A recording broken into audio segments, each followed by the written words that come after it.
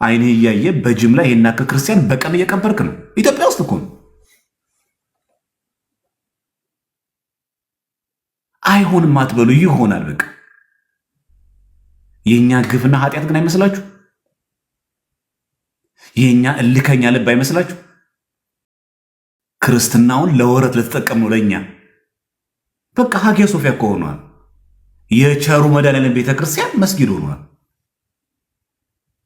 1935 ደግሞ ከአውሮፓ ህብረት ምናምን ሊያባሯት ምናምን ሲሉ ቱርክ ለኦርቶዶክስ አልመልስም ግን መስጊድ የሚለውን ቀምቼ ሙዚየም አድርገዋለሁ አለች። ሙዚየም አደረገችው 1935። ከዛ በ2020 የዛሬ 25 ዓመት ደግሞ መስጊድ ያደረገች ተመልሰ።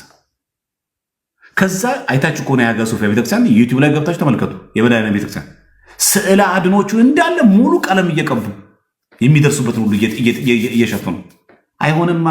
የሰው ወርቅ እኮ አያደምቅም። እኛውን መስጊድ ገብተን ቤተክርስቲያን ማድረግ እንችላለን?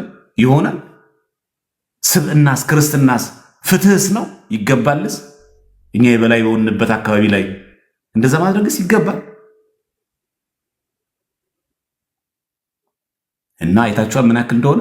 ሀጊያ ሶፊያ ብላችሁ ግቡና ተመልከቱ። ዩቲዩብ ላይ ቀለም ቀብተውታል። የመድኃኔዓለምን ስዕል የክርስቶስ ስዕል ቀለም ቀብተውታል። ከላይ በቃ እንደዚህ ያለው ግማሾቹ ስዕሎቹ ይታያሉ። የተቀበው ፓርት ምናምን ግማሹ ይታያል። ነጭ ቀለም ምናምን ቀብተውታል። የደረሱበትን ቀብተውታል። አዲስ ተአምር አንጠብቅ። ለዚህ በከተሞች እንደው ሰላም በሆነ አካባቢ ላይ እየኖርኩ ነው ምንም ነገር የለብኝ ምንል ሰዎች ከአርሲ ክርስቲያኖች ተምረን ራስን ለሰማዕትነት ማዘጋጀት ተገቢ ነው። ትንሿ ሰማዕትነት ግን ጊዜ መሰዋት ነው።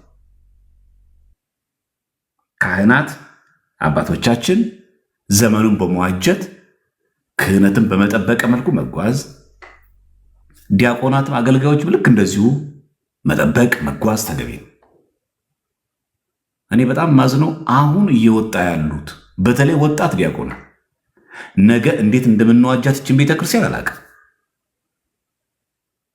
በቃ በጣም ጥቂት በጣት የሚቆጠሩ አገልጋዮች ናቸው ቤተክርስቲያን አሁን ያለችበትን መከራና ችግር ተረድተው እውነተኛ የቤተክርስቲያን አገልጋይ ለመሆን ራሳቸውን በእውቀትም በመንፈሳዊ ሕይወትም እያሳደጉ የመጡት።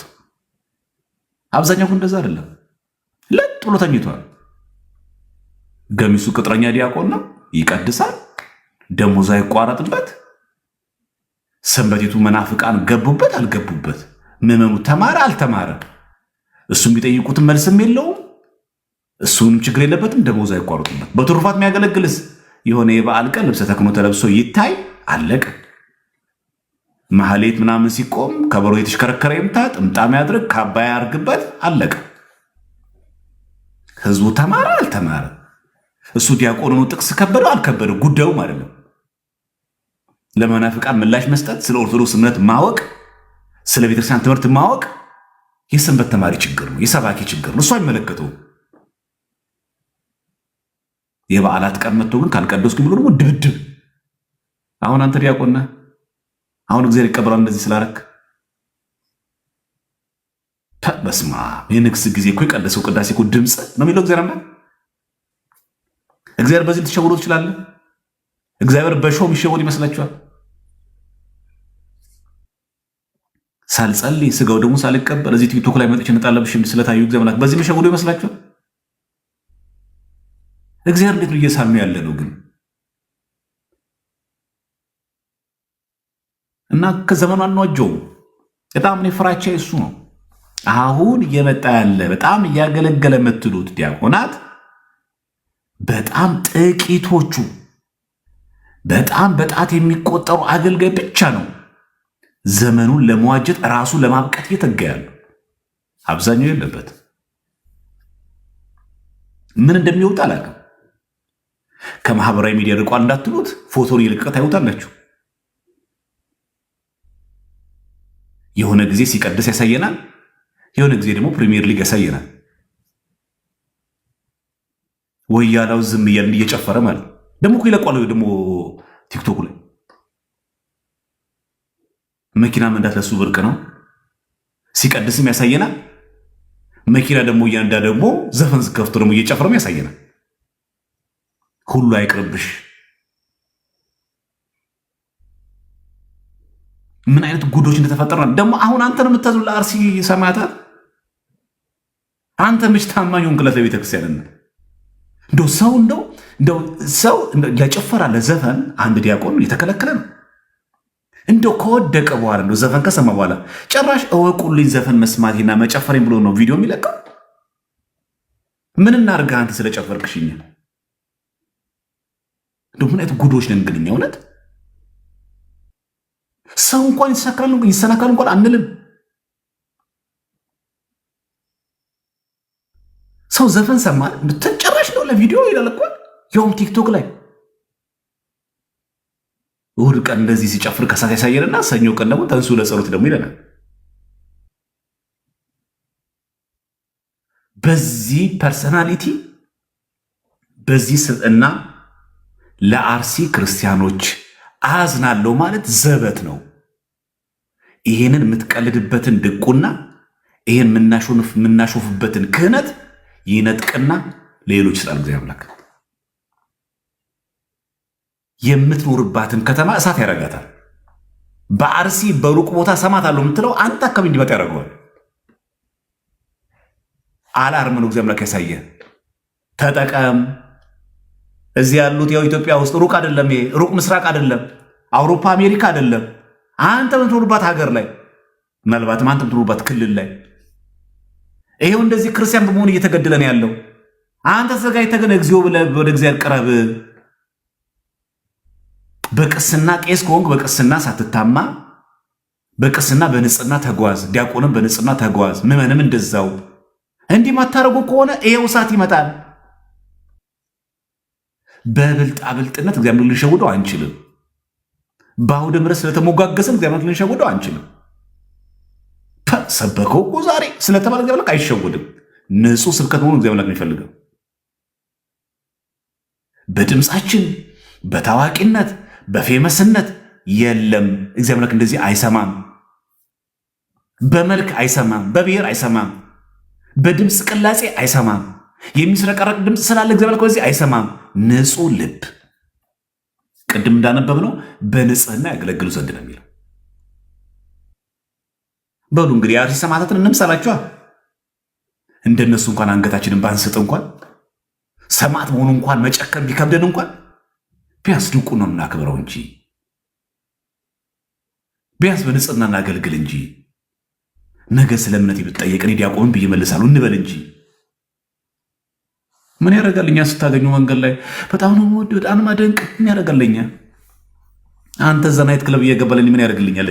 እኔ አርቲስት አይደለሁ፣ እኔ አክቲቪስት አይደለሁ። ምን ያደርግልናለኛ? ምን ይጠቅማል? ምን ፈርሙልን እንድንላችሁ ፈለጋችሁ? ምን ልታደርጉልን ነው? ለኛ አጠቃላይ ነገራችን ፎቶ ሆኖ ቁጭ ይበል ነው። በእውነት አጠቃላይ ነገራችን ሾው ሆኖ ቁጭ ይበል።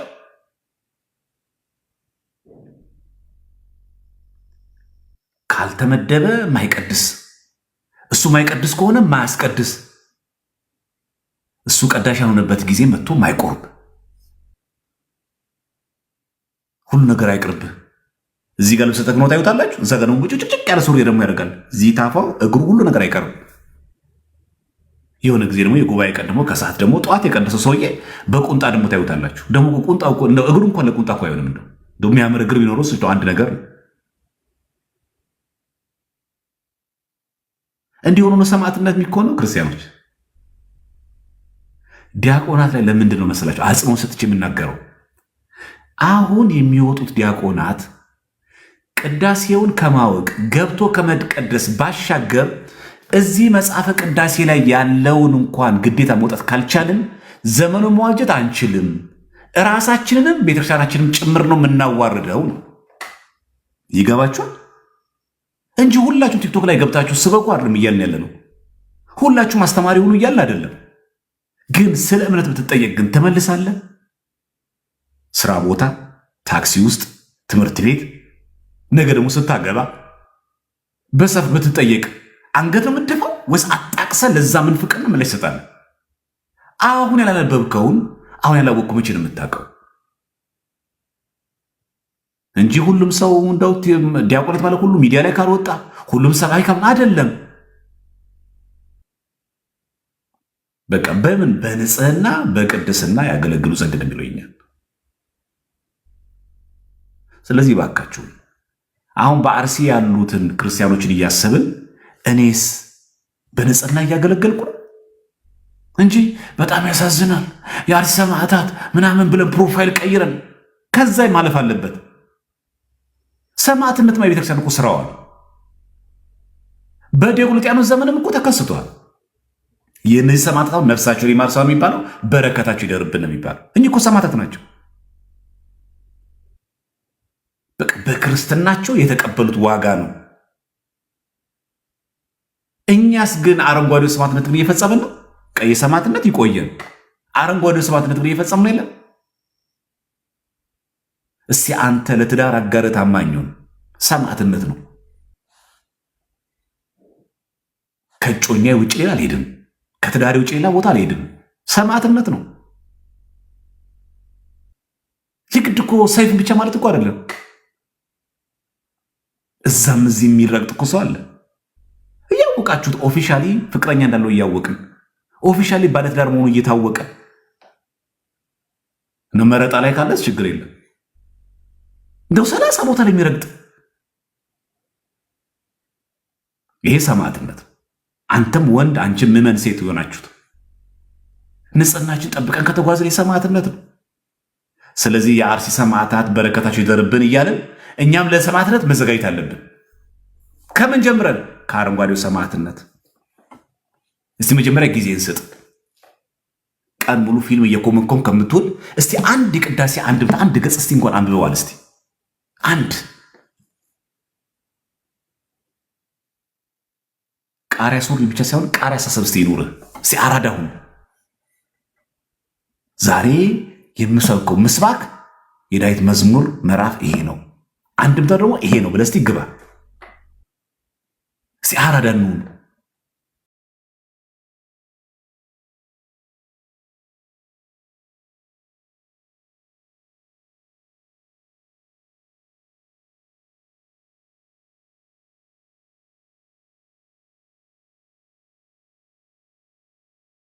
አራዳ ማለት እኮ ብሮክሲ ዴነሽ ፒስነሽ ሚል እኮ አይደለም። አራዳ ማለት እኮ የተሻለ ትርጓሜ እኮ የሚያውቅ ማለት ነው፣ የገባው ማለት አይደል? እዚህ በንጽህና መመላለስ እጅግ በጣም አስፈላጊ እና ቤተክርስቲያን እባካችሁን እንጥቀማት። ብዙዎቻችን እየተጠቀምንባት ነው ያለነው። መልካም ነው። ሰድበዋትን ቤተክርስቲያን እየጠቀመች ነው ያለችው።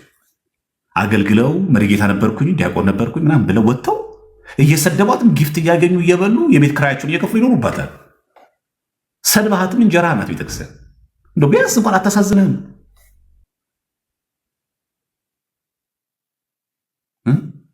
ቤተክርስቲያን እንደገባ ውሻ በተገኘችበት አጋጣሚ ሁሉ ራሱን የተቀጠቀጠች ገዳማቶቿ ይገባል፣ መነኩሴ ይገደላል፣ ቄስ ይታረዳል፣ ምዕመን ይታረዳል። አንድ ቤተሰብ 5 6 ቤተሰብ አንድ ሀባ ከሆነ አንድ እኮ ነፍስ አይተርፍም። አንተ ምን እያረክን ያለው? እኔ ምን እያረኩን ያለሁት? እዚህ የአርሲ ሰማዕታት በረከታቸው ይደርብን፣ ቃል ኪዳናቸው ከሁላችን ጋር ይሁን። እኛ ራሳችን ደግሞ ለሰማዕትነት መዘጋጀት ያስፈልጋል። ይሄን ካላደረግነውስ እግዚአብሔር አምላክ ይመጣና ያጠፋዋል። ይህን ሁሉ እናጠዋለን። የሰማዕትነት ክብር ለተቀበሉት በትዕግስት ለሚጸኑ ሰዎች ይሰጣቸዋል። መጽናት ግን ይጠበቅብናል። ከአረንጓዴው ሰማዕትነት ግን እንጀምር። የትዳር አጋር አለሽ? በመታመን ጀምሪ። አላህ አንተ ለሰው መታመን ጀምር። ቅዳሴ አልቀርም ጤና ከሰጠኝ በል እስቲ። ሰማዕትነት እኮ ነው። አልገባህም እንጂ እኮ አንተ እሑድ ቀን ተኝተህ የምታሳልፋቱን ያት ሰዓት እኮ ወይኔ መቼ ነው ከዚህ ነው የተነስቼ ማስቀድሰው እኮ ብሎ እኮ የተኙ ሰዎች እኮ አሉ። አልገል አልገባህም እንጂ አንተ ቆመ ስለልክ መስሎ ነው እንጂ አሉ። በአንተ እድሜ ክልል እያሉ የልብ ድካም ይዟቸው ሐኪም ቤት ያሉ ሰዎች የሉ። መቼ ነው ሰውን ማስቀድሰው የሚሉ እኮ ሰዎች አሉ። ማስቀደስ የናፈቃችሁ ሰዎች እኮ አሉ። ሲሰጥ ነው፣ ሲታደሉት ነው። ጤናም ስጦታ ነው፣ ሀብት ነው። አልገባህም እንጂ አንተ ነው። እኔ ካልቀደስኩ ልቅር ብላ የቀረኸው እዛ እኮ አለ እኮ። መቼ ነው ማስቀደሱ የሚል ሰው እኮ አለ። እዚህ ባካችሁን ለልብሳችን፣ ለጫማችን፣ ለፀጉራችን፣ ለውበታችን የምንጨነቀውን ያክል ለነፍሳችን ውበትም እንጨነቅ። ምን አውቃለሁ? እስኪ አንድ ሰው አድነን እናውቃለን? አንድ ሰው አድነን እናውቃለን? አንድ ሰው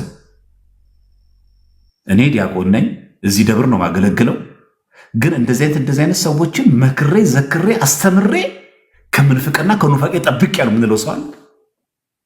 አያምጣው እንጂ እዛ ትምህርት ቤት ላይ የሆነ ክርክር ቢነሳ አንተ ቆማሙን ተመልሰዋለህ። ግን ስም ምንድን ነው? ዲያቆን እኮ ነው ገሌ። ኧረ ሲቀድስ እኮ አይቼዋለሁ። ኧረ ይዘምራል ደግሞ ጎበዝ ነው። ከብሮ ሲመጣ ብታየው ከብሮን እንደምትሽከረከረው ሁሉ መናፍቃን ነዛ ታሽከረክራለህ። እግዚአብሔር በሾ አይሸወድ። ወደድንም ጠላንም ዋጥ አድርጎ ይሄንን በቃ እግዚአብሔር አይታለም። እኛ አሁን እየተናገርን ያለውን ግዴታችን ለመወጣት ነው። አልሰማንም እንዳትሉ፣ የነገረን ሰው የለም እንዳትሉ፣ እንዳታመካኙ። ለሰባኪያነ ወንጌል ብቻ የሰጣችሁትን የእግዚአብሔርን ቃል፣ ለሰንበት ተማሪ ብቻ የሰጣችሁትን የመጽሐፍ ቅዱስን ጥናት አንተ ከተኛበት አትችልም። ለዛር ላይ ያያህር ለምን ታድሶቹ እኛ ዲያቆን ነበር እያሉ አንድ እኮ ትርጓሜ እንደምታያውቁ አንድ ቅዳሴ እኮ እንደምታያውቁ ግን ዲያቆን ነበርኩኝ ይላል። ከራስ ጉያ የወጣ እኮ ነው። እዚህ ነበርኩኝ አይሰራም። ነኝ ክርስቲያን ነበርኩ ሳይሆን ክርስቲያን ነኝ፣ ዲያቆን ነበርኩ ሳይሆን ዲያቆን ነኝ መሆን ያስፈልጋል። ከአዲስ ሰማዕታት የምንማረው መሆን። መከራቸው በዛ። በተኙበት ደግሞ እኮ የሚያሳዝኑ ናቸው። በተኙበት ባንቀላፉበት በእረፍታቸው በዛች ውድቅት ሌሊት እንደ በግ እንደ ዶሮ ታርዳቸዋለህ። እኛ አሁን ትንሽ ሰማዕትነቷ ጥቂቷ ነገር አለች እኛ ጋር።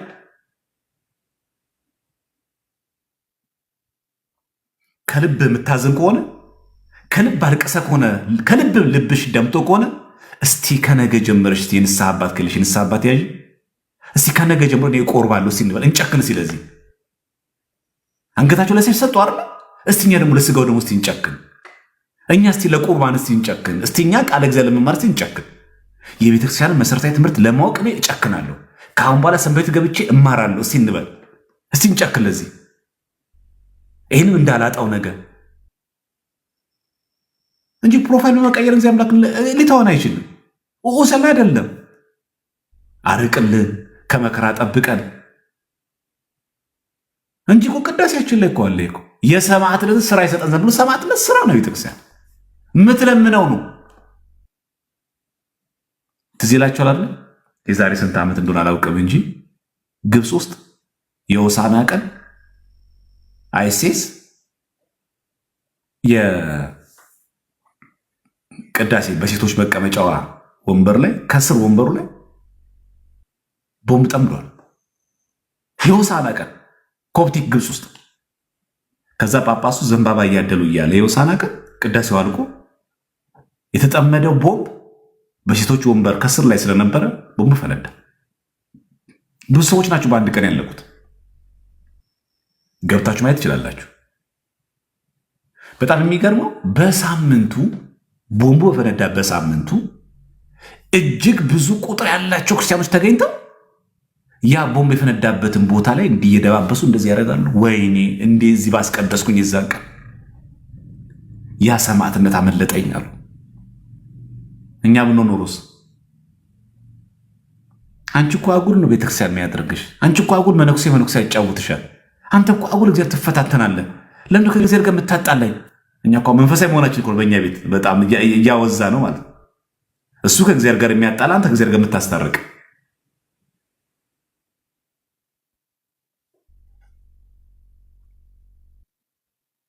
በቃ ይሄ እኮ መጽናት ነው።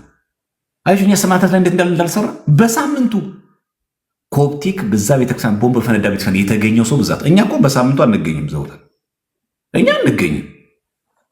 እኛማ አሁን እኛ አምጣብን እንጂ ቤተክርስቲያናችን ውስጥ ወንበር ስር ቦምብ ፈንድቶ እኛ በማግስቱ ቤተክርስቲያን ልንገኝ አረ እንጮኻለን ብለን እንደው ምን አይነት ዘመን ደረስን? እንደው ምን የተረገመ ዘመን ነው? እንደው ምን አይነት ነገር ነው? አልለመድነውም ሰማዕትነት። ሰማዕትነት የቤተክርስቲያን ስራዋል። ሰርቀን አይሁን፣ ዋሽተን አይሁን፣ በክፋት አይሁን፣ ክርስቲያን እንደመሆን አለሚል ሁላችሁም በተለይ ላይፍ ከጨረስን በኋላ ማለት ነው የሐዋርያው የቅዱስ ጴጥሮስ መልእክት በአንደኛይቱ ማለት ነው ምዕራፍ 4 ቁጥር 16 ተመልከቱ። አንደኛ ጴጥሮስ ምዕራፍ 4 ቁጥር 16 ምን የምትል ቃል? ክርስቲያን እንደሚሆን ግን መከራን ቢቀበል ስለዚህ ስም እግዚአብሔርን ያመስገን እንጂ አይፈር። ምን እንደመሆኑ? ክርስቲያን እንደመሆን፣ ኦርቶዶክሳዊ እንደመሆን መከራ ብትቀበል እግዚአብሔርን ያመስግን፣ እድለኛ ነኝ በል። እኔን እንኳን ሰማዕት ያረከኝ ብትወደኝ ነው በል። እንዲህ ብለህ ጀምር። ስለዚህ የአርሲ ሰማዕታት በረከት በሁላችን ላይ ይደርብን። በእነዚህ ምንድን ብለን እኛ እግዚአብሔር ነፍሳቸውን ያሳርፍልን፣ በረከታቸው ደግሞ ይደርብን። ለሃይማኖታቸው፣ በክርስትናቸው፣ በኦርቶዶክስነታቸው መከራ ተቀበሉ። ምናማረው አይደለም። ይሄንን እንደውም ክፉ ዘመን ከዚህ የበለጠ ብዙ ክፉ ዘመን ቤተክርስቲያን አሳልፋለች። ዘመነ ሰማዕታትም ነበረና ከዚህም የከፋ ዘመን ነበረና ስለዚህ ፕሮፋይላችን በሐዘን ቀናችን በሙሉ በለቅሶ ኢሞጅ መቀየር ሳይሆን ሰራተኛ ኃጢአት እናልቅስ። እነሱም እኮ አረፉ፣ ሰማዕታት እኮ ናቸው። ከበሩ እኮ እነሱ በአምላካቸው ፊት ጸደቁ እኮ እነሱ አምነው ላመኑለት ጌታ እኮ ሰማዕቱ ከበሩ። አሁን እኛ እናልቅስ ለራሳችን፣ እዛም እዚህ ለምናው ለደለድል ማለት ነው። ስንት ዘመን ቤተክርስቲያን ኖረን አንድ ቀን የቤተክርስቲያን ትምህርት ገዶን ለማያውቅ በቃ ለዲቤት ሲሆን ምንድን ሰዎች፣ ቁጭውን መማር የማንወድ ሰዎች፣ ማንበብ የማንወድ ሰዎች፣ ቲክቶክ ላይ የሚያገለግሉ ሰዎች በሙሉ እንደ አድናቂ እኮ ነው የምናያቸው።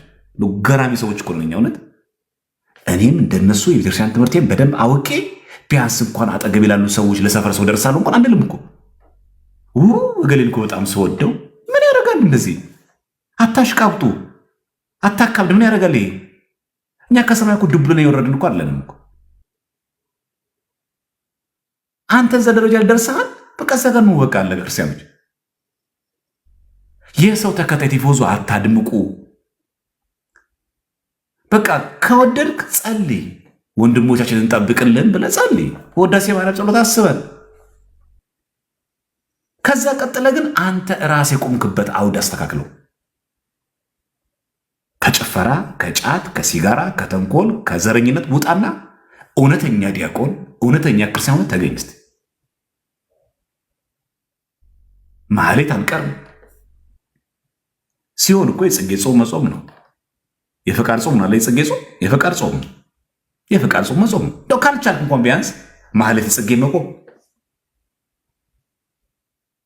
ይሄው ማለት ጽጌ እኮ ሳትቆም ሊያልቅ ነው። ህዳር 6 እኮ ያልቃል። ምን እንደሆነ አታቆም፣ ግን ምን እንደሚወረብ አታቆም። ተገኝተን ታድመን አንድ ቀን በሳምንት አንድ የምትመጣዋ። ስለዚህ ስለ አርሲ ሰማዕታት ለማውራት ከልብ ለማዘን ለማወቅ አንተ በውዳሴ ማርያም አትታማ። እስቲ የጠዋት ውዳሴ ማርያም አታስታጉለው። ቅዳሴ እስቲ አታስታጉል።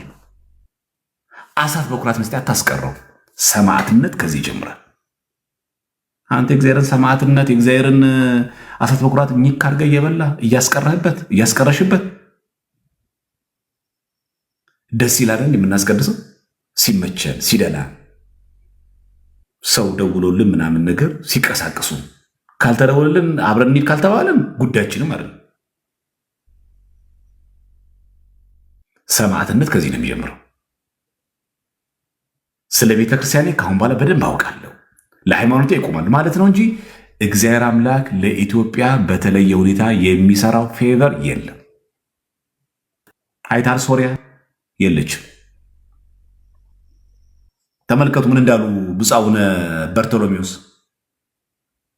የቱርክ ቤተክርስቲያን ሊቀ ጳጳስ ፓትርያርኩ ሃጊያ ሶፊያ ቤተክርስቲያን የነበረችውን መስጊድ አድርገውብን፣ ከዛ ቀጥሎ ሙዚየም፣ ከዛ ቀጥሎ ተመልሰው መስጊድ አድርገውብናል። ይሄ ትልቅ ግፍ ነው ብለዋል ብፁዕ አቡነ በርቶሎሜዎስ የቱርክ ኦርቶዶክስ ቤተክርስቲያን ፓትርያርክ። ዛሬ ከእርሳቸው ውጪ በሚዲያ ላይ በቱርክ መንግስት ህግ መሰረት ልብሰ ተክህኖ አድርጎ እሳቸው አስኬማቸውን አድርጎ መስቀላቸውን ይዞ መታየት አይፈቀድም ከእሳቸው ውጭ። ተደጋጋሚ ጊዜ ነገር አንስቼዋለሁ እዚህ ላይ ካህኑ ቀደሰ፣ ልብሰ ተክህኖውን ካባውንም አውልቆ በቦርሳ ከቶ ነው የሚወጣው። ካህናት ከአጸደ መቅደሱ ከቅጽረ ቤተክርስቲያን ውጪ መስቀል ማሳለም አይቻልም፣ ልብሰ ተክህኖ ማድረግም አይቻልም። የቅዱስ ዮሐንስ አፈወርቅ ሀገር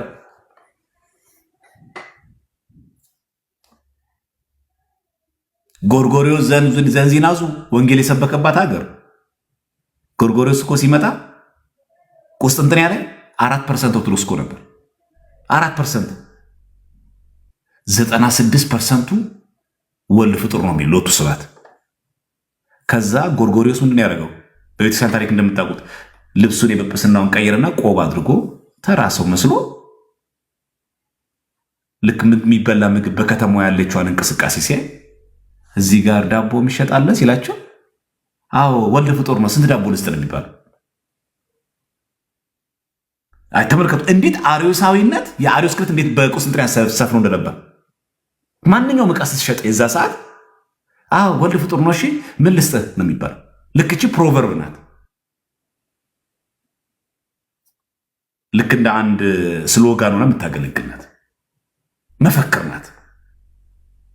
እቺ ስሎጋን በየቦታ ትገባለች። ዕቃ ስትገዙ ስትሸምቱ ምን ስትሉ እችን ትናገራላችሁ። ሎቱ ስብሐት ምን ያክል 96%ቱ አርዮሳዊ ነበር።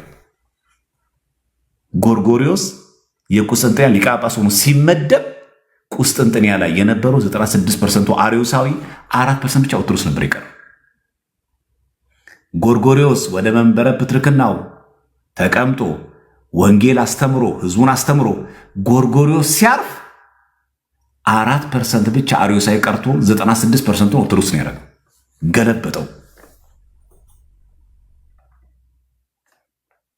ይቀየራል። ይኸው ተቀየረ እኮ በየንግድ ቦታው በየመሸጫው በየገበያ ማዕከላት በሙሉ ወልድ ፍጡር ነው እሺ ተብሎ ዕቃ የሚሸምት የሚገዛ የነበረ ሰው ለሱ ክብር ምስጋና ይግባውና አምላካችን ፈጣሪ ሆኖ ሳለ አምላካችን ሆኖ ሳለ ጎርጎሪዎስ ሲያርፍ ግን ይህንን ፐርሰንት ገለበጠው።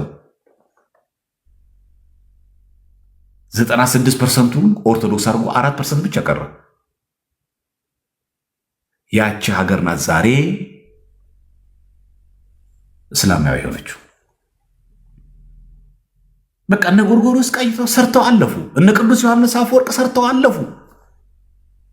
ካልተጠበቀስ ይኸው ቱርክ ላይ ሆነ ይሆናል። በቃ ኢትዮጵያ ውስጥም ይሆናል። አንመጻደቅ። ምንም አትሆንም ኢትዮጵያ፣ ቤተክርስቲያን ምንም አትፈርስም፣ እኔ ምናምን ብለህ አትዘባነን። የሚሰራልን ፌቨር የለም። ከጾምን አዎ፣ ከጸለይን አዎ፣ ንስሐ ገባን አዎ፣ ስጋው ደግሞ ከተቀበልን አዎ፣ በእውነተኛ መንገድ ከተጓዝን አዎ ልክ ነህ። አሁን ይሰራል። የአባቶቻችን ሀገር ናት ምንም አትሆንም በማለት ግን አትሆንም። እያየህ እኮ ነው በየቀኑ የሚሆነውን አታይም?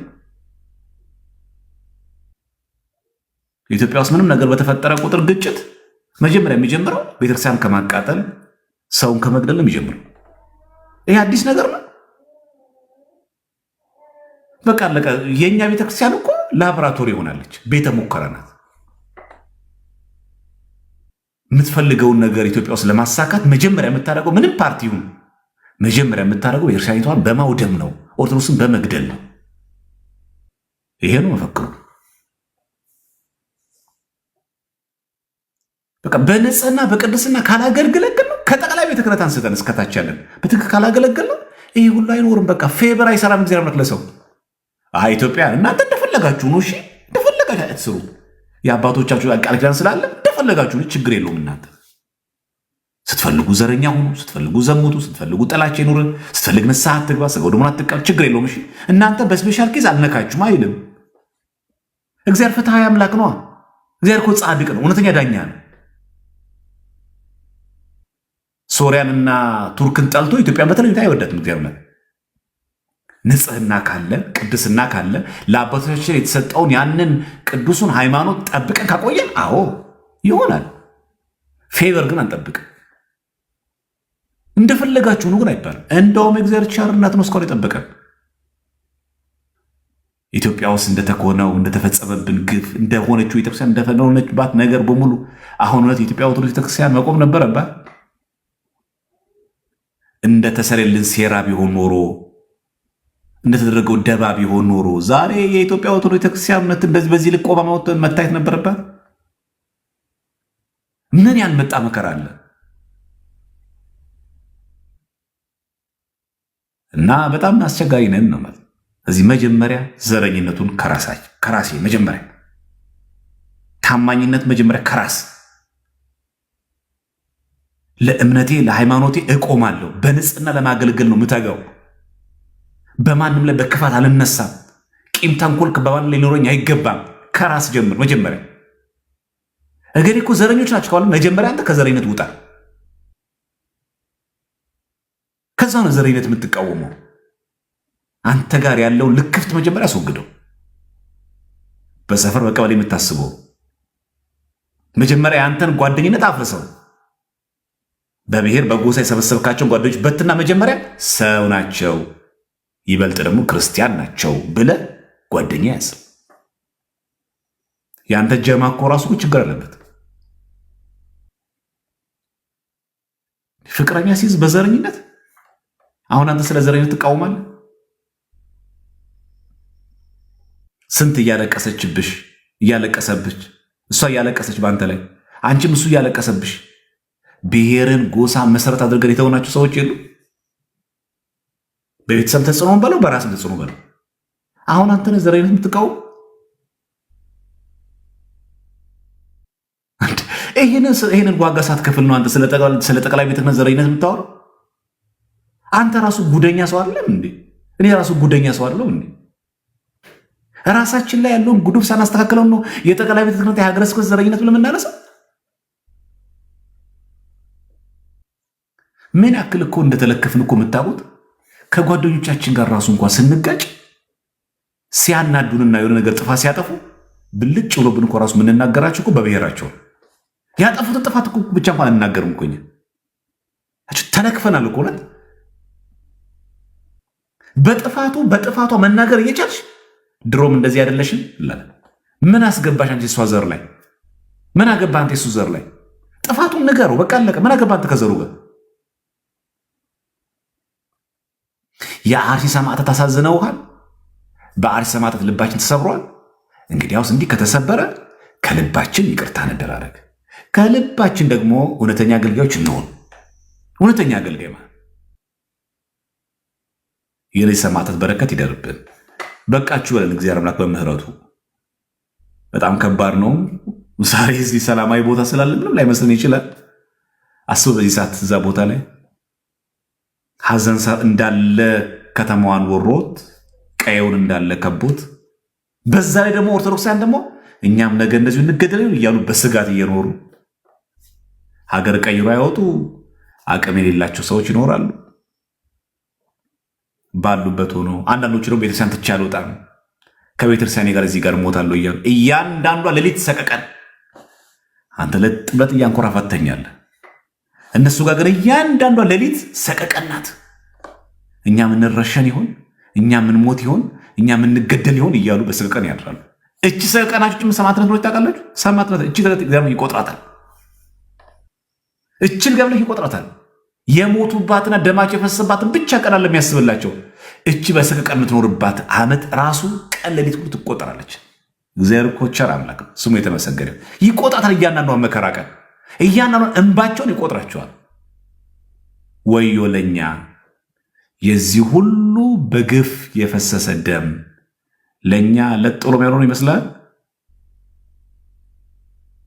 ሰላም ይሰጠን ይመስላል? ኢትዮጵያ ውስጥ ምንም የሚመጣ ይመስላል? አይደለም። ኦርቶዶክስ እኮ ማንንም ሰው ፕሮቴስታንትም ሙስሊም በግፍ ሰውን መግደል ግፍ ነው። ይሄ ለሀገር ራሱ ጦስ ነው እና እውነተኛ ፍርድ መፍረድ ያስፈልጋል። እውነተኛ ዳኛ መሆን አለብን። እውነተኛ ምስክር መሆን አለብን።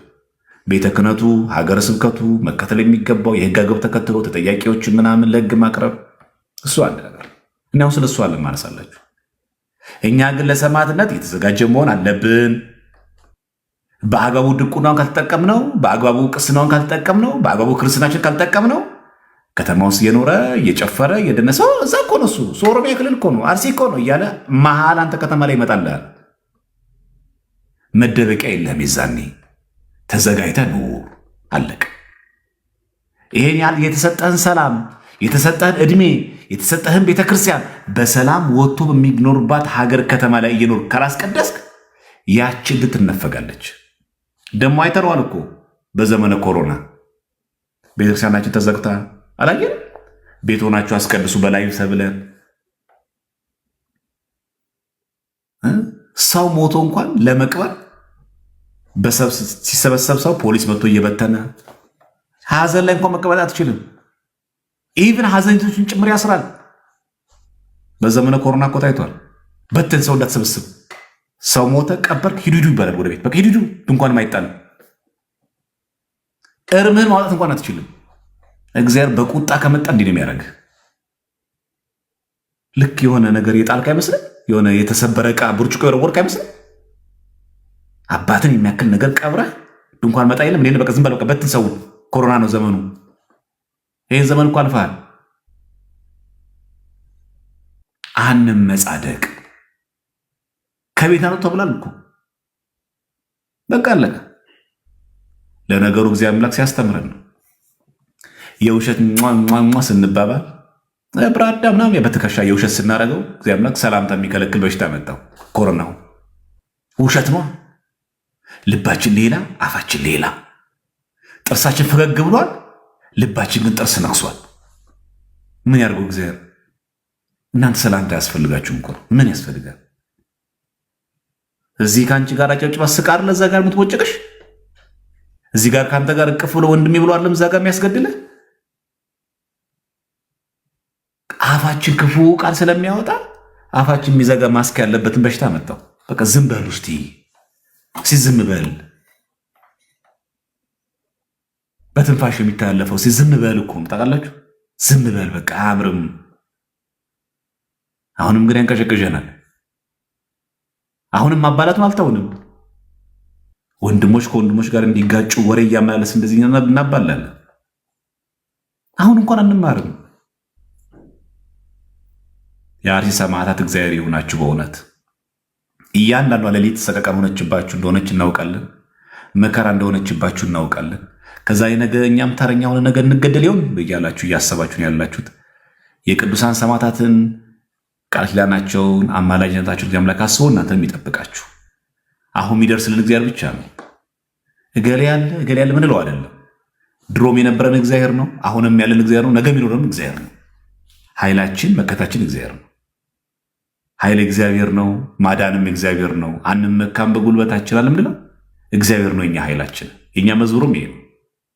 ኃይላችን እግዚአብሔር ነው። ጉልበታችንም እግዚአብሔር ነው። የምንመካውን በእግዚአብሔር ነፃ ኃይልን በእግዚአብሔር ነው። በግፍ የሚገደሉ ብዙ ሰዎች አሉ።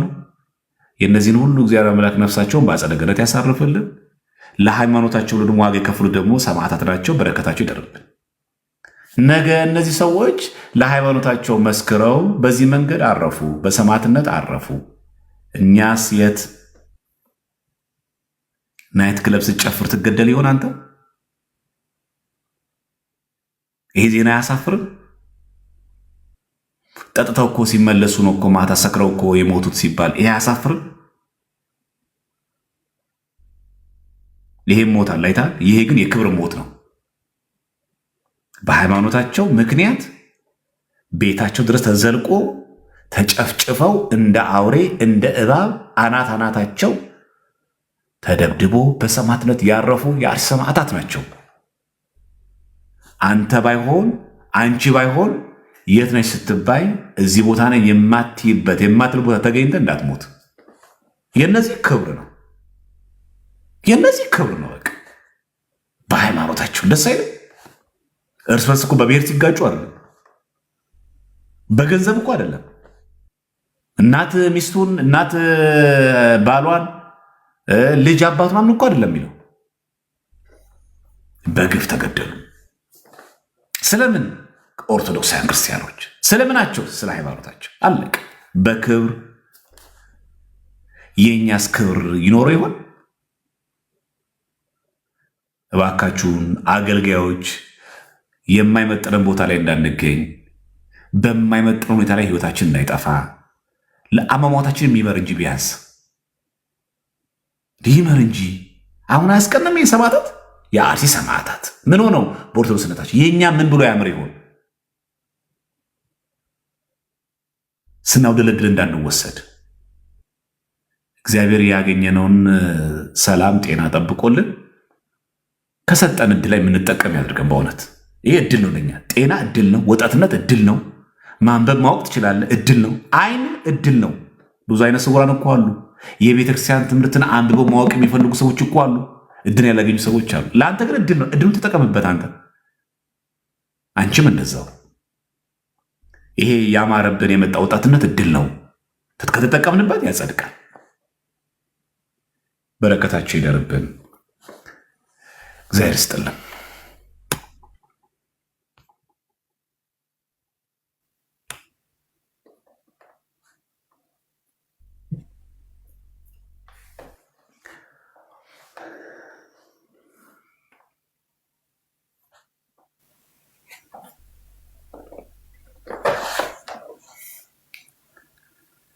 እና በእምነታችን እንድንጸና መድኃኒዓለም የሚፍቀድልን።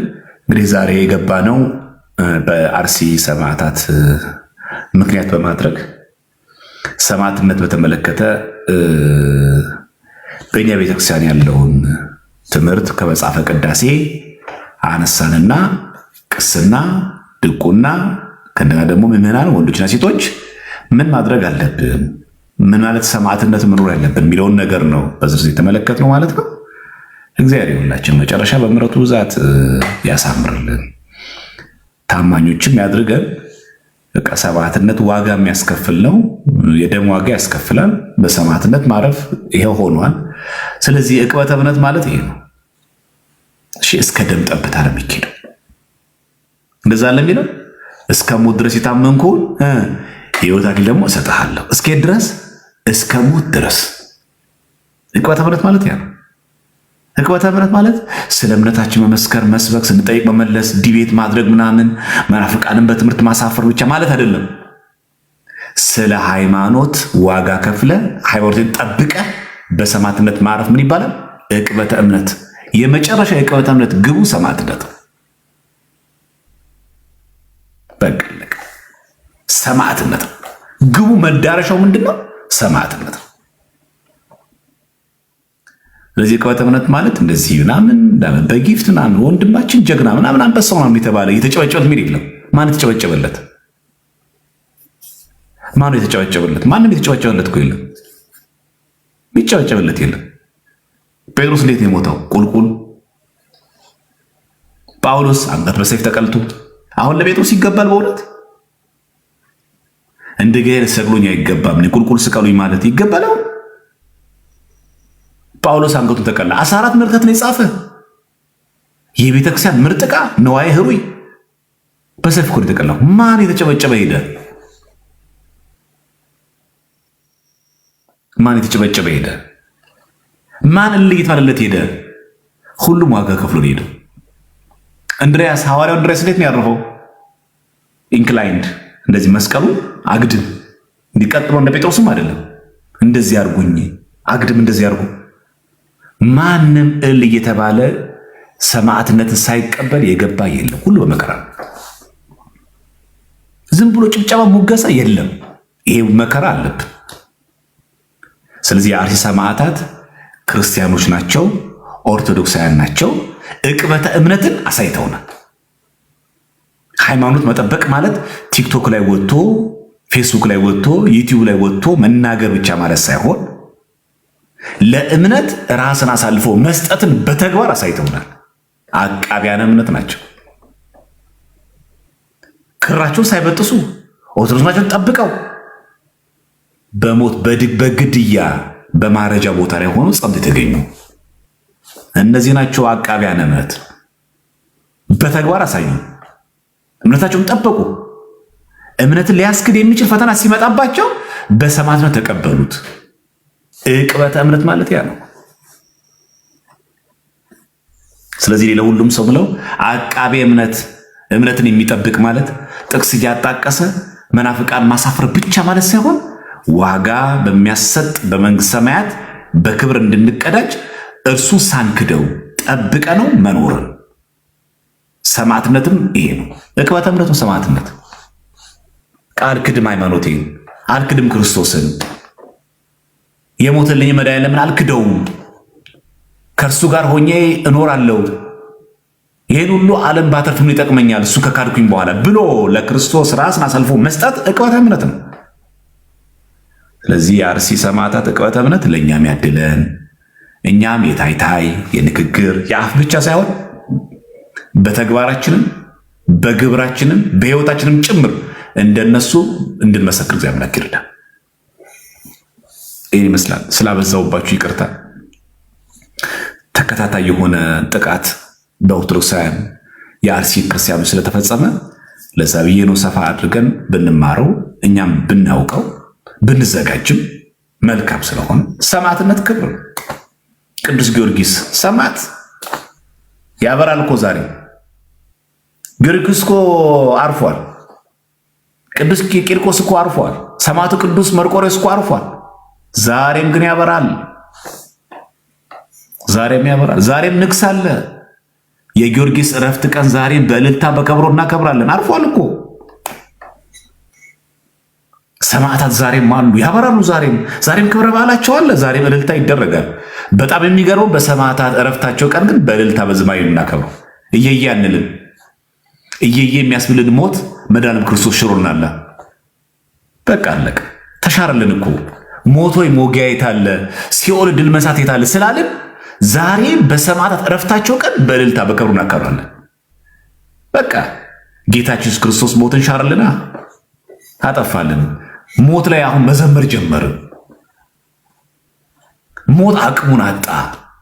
ሲኦል ድል መንሳቱን አጣ፣ ተሸነፈ። ስለዚህ በእልልታ እናከብራለን። ስለዚህ ይሄ እኛ ክብራችን ነው። በቃ ሰማዕትነት ክብራችን ነው። ጠብቁት። እሺ በቃ አለቀ።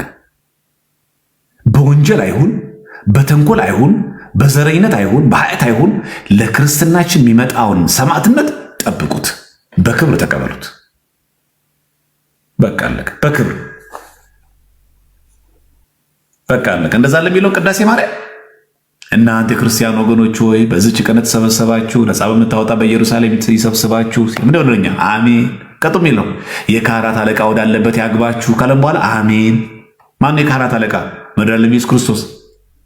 ከዛ ቀጡ ምንድን የሚለው ድል የነሱ የሰማዕታት ማህበር ትጉሃን የሆኑ የመላእክት ማህበር ወዳለበት ያግባችሁ አለቤ ያስተማሩ የሐዋርያት ማህበር ካለ በኋላ ድል የነሱ የሰማዕታት ማህበር ወዳለበት ያግባችሁ። በቃ ወደዛ ነው የምንገባው ራሱ አሁን እኛ ስናርፍ ራሱ ከአርሲ ሰማዕታት ጋር እንገናኛለን። ያድርግልን እግዚአብሔር በእውነት ከነሱ ጋር የምንገናኘው ትጉሃን የሆኑ የመላእክት ማህበር ካለ በኋላ እኮ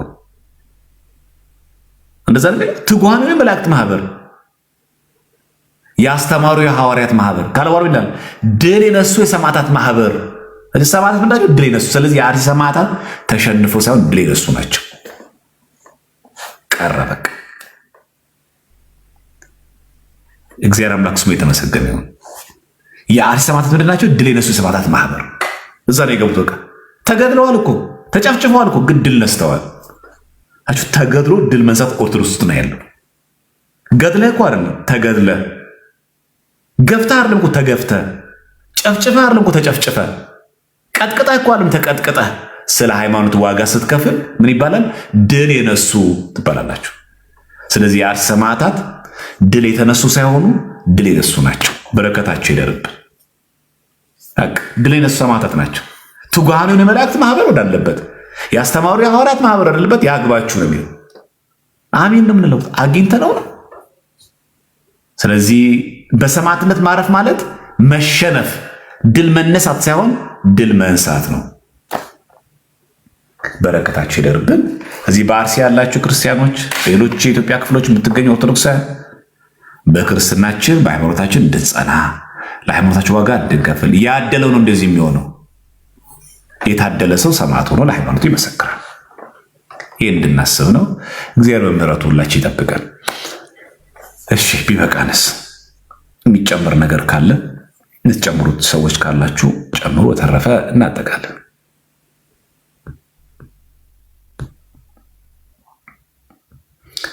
ዛሬው የጥያቄና መልስ አይደለም። ታውቃላችሁ መቼስ አይደል? ዛሬ የጥያቄና መልስ ሳይሆን እነዚህ ድል የነሱ ሰማዕታት የአርሲ ሰማዕታትን ለማክበር ስለሆነ እነሱን አክብረን በረከታቸውን እንዲያድርብን እየተማጸንን በሃይማኖታችን ደግሞ ጸንተን እንድንቆም እግዚአብሔር አምላክ ሁላችንም ይርዳል። በቃ እንትጋ፣ ለእምነታችን እንጠንክር፣ አንስነፍ። በምንችለው መጠን ለሃይማኖታችን ለማወቅ እንትጋ። በቃ አገልጋዮች፣ የሰንበት ተማሪ ምዕመናን፣ ሁላችንም ስለ እምነቴ አውቃለሁ ማለት አለብን። በምንፍቅና እንፈር። በሰማዕትነት አይደለም፣ በምንፍቅና ያሳፍራል። ኦርቶዶክስ ሆነ መመለስ አለመቻል ያሳፍራል። በቃ ሊያሳፍር ይገባል። በቃ ምንፍቅና ሊያሳፍረን ይገባል። ክህደት ሊያሳፍረን ይገባል። ክር መበጠስ ሊያሳፍረን ይገባል።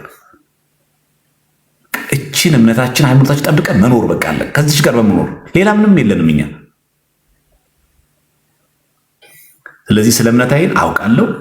ከአሁን በኋላ በምኖርበት ሀገር ለማስቀደስ እጠራለሁ። ንስሐ ገባለሁ። ስጋው ደሙን እቀበላለሁ። ባለኝ አቅሜን ሁሉ እረዳለሁ። በነገራችን ላይ ከአርሲ ሰማዕታት በረከት ለመቀበል ከፈለግን ለነዚህ ወገኖች እናት ለሞተባቸው፣ አባት ለሞተባቸው፣ ወንድም ለሞተባቸው መርዳት ራሱ ከሰማዕታት በረከት መካፈል ነው። በነገራችን ላይ እንዳትረሱ ይሄንን። እናት የተገደለበት፣ አባት የተገደለበት፣ ወንድም የተገደለበት እነዚህ ክርስቲያኖች እነዚህን ማገዝ ምን ይባላል? ይሄ ሰማዕታትን መርዳት ከሰማዕታት በረከት መቀበል ነው። በነገራችን ላይ ግዴታም ጭምር ነው። እንዲህ ሰማዕታት ነገ መጥተው ቢጠይቁን ማገዝ ግዴታችን፣ መብት አይደለም ግዴታችን ነው። ያ ብቻ አይደለም፣ እኒህ ሰማዕታት ስንረዳቸው የሰማዕታቱ በረከት ጭምር እናገኛለን። ቀላል ነገር እንዳይመስላችሁ። ስለዚህ ይሄ ለሁሉም ክርስቲያን የቤት ስራ መሆን አለበት። ለሁሉም ክርስቲያን ማለት ስለዚህ ሰማዕታትን ማገዝ፣ መደገፍ፣ የቀሩት ቤተሰቦቻቸውን ማጽናናት፣ ሄዶ ቃለ እግዚአብሔር መስበክ ገንዘብ ብቻ አይደለም። አካባቢ ላይ ሄዶ መስበክ፣ ማስተማር፣ እነሱ መደገፍ፣ ከሰማዕታት በረከት ጭምር መቀበል ግዴታም ጭምር ነው። ዲስቅልያ ላይ አለ። በሰማዕትነት የሚያርፉ ወገኖችን ዘመዶቻቸውን በሕይወት የተረፉትን የመደገፍ የማገዝ ክርስቲያናዊ ግዴታ ነው ያለብን። ይሄ ዝም ብሎ ሰው መርዳት ምናምን የሚባል አይደለም። ይሄ ግዴታ ነው። ስለዚህ ለመልካም ነገር መትጋት አለብን። የምታውቋቸው ሰዎች ካላችሁ፣ እዛ አካባቢ ያሉ ሰዎች ካላችሁ፣ ጠቅላይ ቤተ ክህነት ምናልባት ወይ ሀገረ ስብከቱ ካዘጋጀ መርዳት ግድ ነው። በረከታቸው ጭምር ለመገኘት ያመቻል። ስለዚህ ምናልባት ሀገረ ስብከቱ የሚያዋጣው ነገር አዋጡ የሚልበት ወደ ምዕመኑ ምናልባት ከተዘረጋ የሚረዱ የሚታገዙ ሰዎች ካሉ መዋቅራዊ በሆነ መንገድ ህጋዊ በሆነ መንገድ መጥቶ ሀገረ ስብከቱ የሚያውቀው መንገድ የሚሰጥ ከሆነ እነዛ ክርስቲያኖች ማገዝ በጣም ተገቢ ነው። ውጭ ሀገር የሚኖራችሁ ችግር የለም። በአካል መገኘት ባትችሉ በገንዘባችሁ ማገዝ ትችላላችሁ። በጸሎት ማገዝ መደገፍ ትችላላችሁ። እነዚህን አካላት ማገዝ መንፈሳዊ ግዴታችን። ይህን እንዳንረሳ አደራ ለማለት ያክል ነው ይህን ያልኩት። ሌላ ምን የረሳሁት ነገር አለ ከዚህ ጋር በተያያዘ?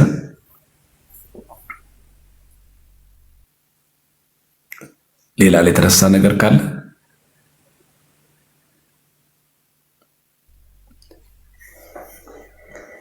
የረሳ ነገር አለ ከዚህ ጋር በተያያዘ? አንዳንድ ሰው ነው በዚህ ሰዓት እንኳን ውስጥ ይልካል።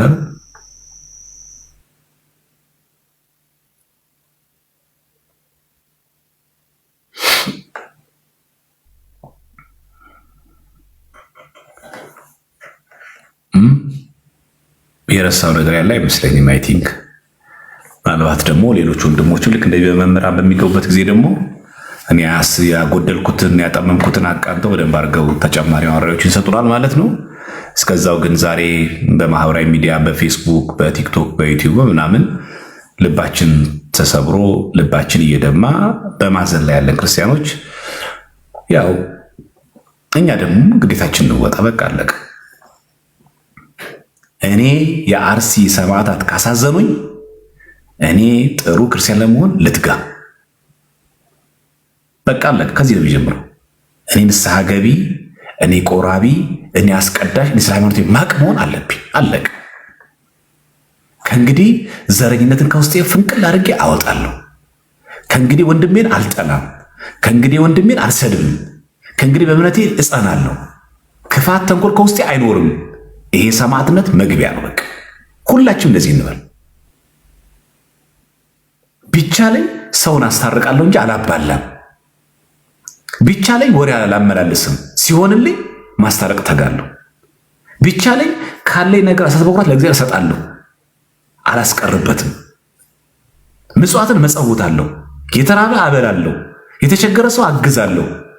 እውቀት ላጣ ሰው እውቀቴን ለማካፈል ዝግጁ ነኝ። በምችለው መጠን ለመርዳት ዝግጁ ነኝ። እንዲህ ማለት ከቻልን ይሄ ሰማዕትነት መግቢያ ነው። የአርሲ ሰማዕታትን የሚያስብ ክርስቲያን ከዚህ ነው የሚጀምረው። ከዚህ ጀምሩ። እንግዲያውስ ምናዝንላቸው ከሆነ ከልብ የምናስብ ከሆነ መጀመር ያለብን ከዚህ እኔ የሚጀምረው ከዚህ ነው። ደስ እንዳይ ነበር ማስቀድሰው። አሁን ልቁ። በዚህ አጋጣሚ ቲክቶክ ላይቭ ላይ ያላችሁ ቤተክርስቲያን የማትከታተሉ ብዙም ለሰንበት ቤትም ለአገልግሎትም ባዳ የሆናችሁ ሰዎች አላችሁ። ደንታ ቢስ የሆናችሁ ሰዎች አላችሁ። ምናልባትም መፈመስ ብቻ የምትፈልጉ ሰዎች ግን ዝም ብላ አንገታችሁ ላይ ቅርኒ ለስሙ የሆነ ሰንበት ቤትም የላችሁም፣ ስብከትም ምናምን ነገር ትምህርት መዝሙር ምናምን ነገር የምትለቁት ነገር የለም። እናንተ ብቻ በሆነ አጋጣሚ በሆነ መንገድ ለመፈመስ ብቻ የምትፈልጉ ሰዎች አላችሁ። ለእናንተ ትልቁ መልእክቴ ይሄ የምትመኩበት መልክ፣ ይሄ የምትመልኩበት ዝና፣ ይሄ የምትመኩበት ማናቸውም ነገር ነገ ታጠዋለህ። በቃ አርሲ ሰማዕታትን ጥያቄ አለ። የአርሲ ሰማዕታትን አይተው እያልክ አንተ ጋር ነገ መምጣቱ አይቀርም። ሳትወድ በግድ ትሞታታለህ። ወደህ አይደለም ተገደህ። ስለዚህ እባካችሁ ቲክቶክ ላይ የተለያየ ቪዲዮ የምትለቁ እነዚህ ዓለማውያን ሰዎች ነው የምናናገር ያሉት። በተለይ ቲኔጀሮች ምናምን ከቻላችሁ ኮንተንት ምረጡና ሃይማኖታችሁን የማያስነቅፍ ነገር ስሩ። የግድ እንደኛ ወጣችሁ አስተምሩ፣ ነጣ ለብሳችሁ ዘምሩ፣ ስበኩ ምናምን እኮ አለምላችሁ። ያው ሌላ ዓለማዊ ነገር ብትሰሩም ያን ዓለማዊ ነገር ኮንተንቱን አሳምሩት። በቃ የብልግና ነገር እየጻፍክ ጾታዊ ነገር እየጻፍክ መፈመስ ምን የሚሉት ነው? አሁን እቺ መከረኛ ጥቁር መነጽር አለች፣ ቅንድቡን ይቀነደባል፣ ፀጉርን ቀለም ይቀባል ምናምን ነገር፣ ከዛ ቃሪያ ሱሪ ምናምን ያደርጋል፣ ሰፋፊ ሱሪ አድርጎ ምናምን ነገር ምናምን፣ ከዛ ተው ደግሞ የተቀናበት ምናምን አድርጎ ነው የሚያስበው ምናምን። አይ እቺ አሁን ወጣትነት የምንፈነጥዝባት ነገ እናጣታለን። አንድ መልእክት አለ፣ መጽሐፍ ቅዱሳዊ መልእክት ምን የሚል በጉብዝና ወራት ፈጣሪህን አስብ። በተለይ ዝነኛ ነኝ፣ መልከኛ ነኝ፣ ብዙ ሴቶች ይወዱኛል፣ ብዙ ወንዶች ይወዱኛል የምትይ ሴት፣ ብዙ ሴቶች ይወዱኛል የምትል ወንድ ከዚህ ከጎሳ ከምናምን ነገር ብትርቅም ይሄ ነገር ባይኖርብን ይሄ መልከኛነታችንን ይሄ ውበታችንን ይሄ ተፈላጊነታችን ነገ እናጠዋለን። እባካችሁን ምንም ችግር የለውም። ዓለማዊነታችሁን በአንድ ለመቶ እንኳን ቢከብዳችሁ በሂደት እንኳን በተጋሉ እንዲመጣላችሁ ወደ ቤተክርስቲያን ቀረቡ። ግድ የለም፣ ከዛ በኋላ ሁሉ ነገር ያልፋል። ይሄ መልካችን እንደዚህ ሆኖ አይቀጥልም። የሆነ ቀን እንደክማለን፣ የሆነ ጊዜ እናረጃለን። ይህ የምንመካበት ነገር ሁሉም ወደቁ አይቀርም። ስለዚህ 20 ቤት ያላችሁ ቲኔጀሮች፣ አንዳንዶቻችሁ ደግሞ መስሪያ ቤትም ያላችሁ እናንተ ልጆች እባካችሁን ከምንም በላይ ለቤተክርስቲያን አሁን የምታስፈልጓት በቃ ስለ ሃይማኖታችሁ ለማወቅ ከፈለጋችሁ ተማሩ። ብዙ የሚያስተምሩ ወንድሞች አሉ። በግል መማር እንኳን ከፈለጋችሁ ቴሌግራም ግሩፕ ከፍተው በትክክል የቤተክርስቲያን ትምህርት የሚያስተምሩ በጣም ጥቂት ወንድሞች አሉ። እነሱ ጋር መማር ትችላላችሁ፣ ማወቅ ትችላላችሁ፣ ደውላችሁ መጠየቅ ትችላላችሁ እንጂ ያንተ የሬጌ ሙዚቃ መጨፈር፣ ያንተ በጥቁር መነጽር መታየት፣ ያንተ አራዳ መሆን፣ ያንተ ናይት ክለብ መግባት ምናምን እንደዛ አለ። እኛ እየተቃወምናችሁ አለምሽ። ስለ እምነታችሁ ግን ወቁ። ግድ የለም አሁን አንተ እንዲህ እያልኩ ምናምን ክብደት ምናምን ነገር ይሄን አፈረጠምከው ችግር የለውም። እሺ ፈረጠም። ይሄስ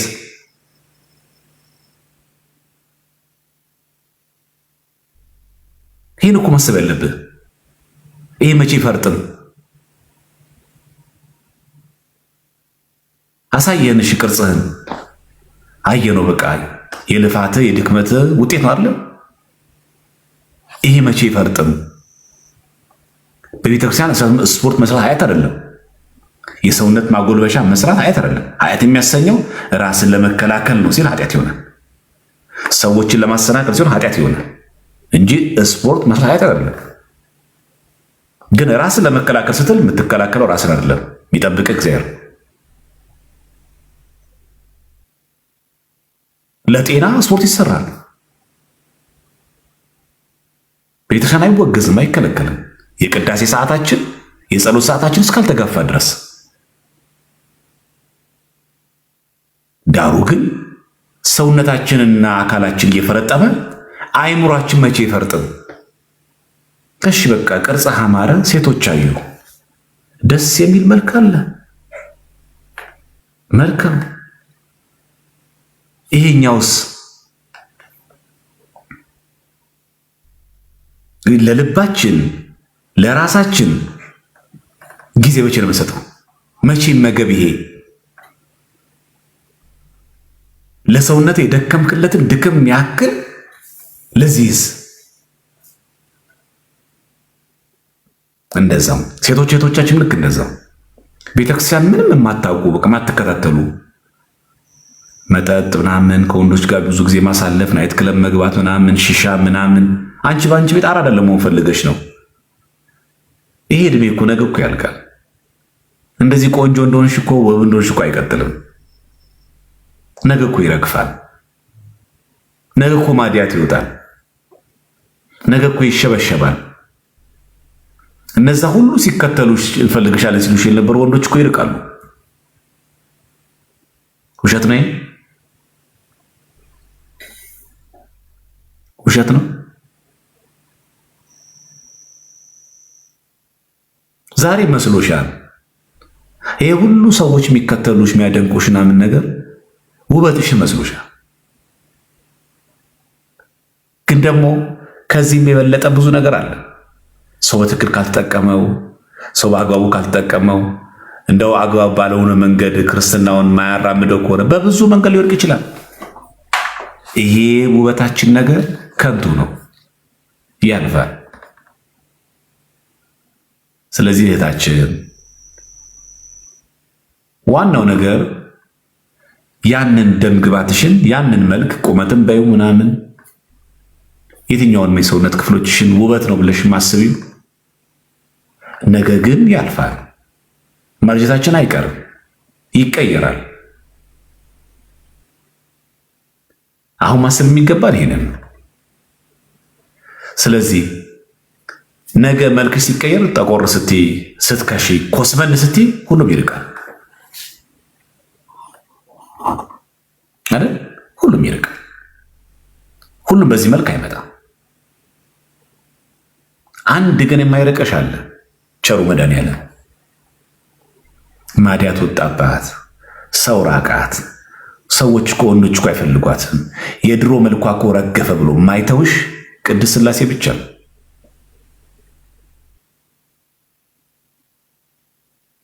ታዲያ እሱ መያዝ አይሻልም?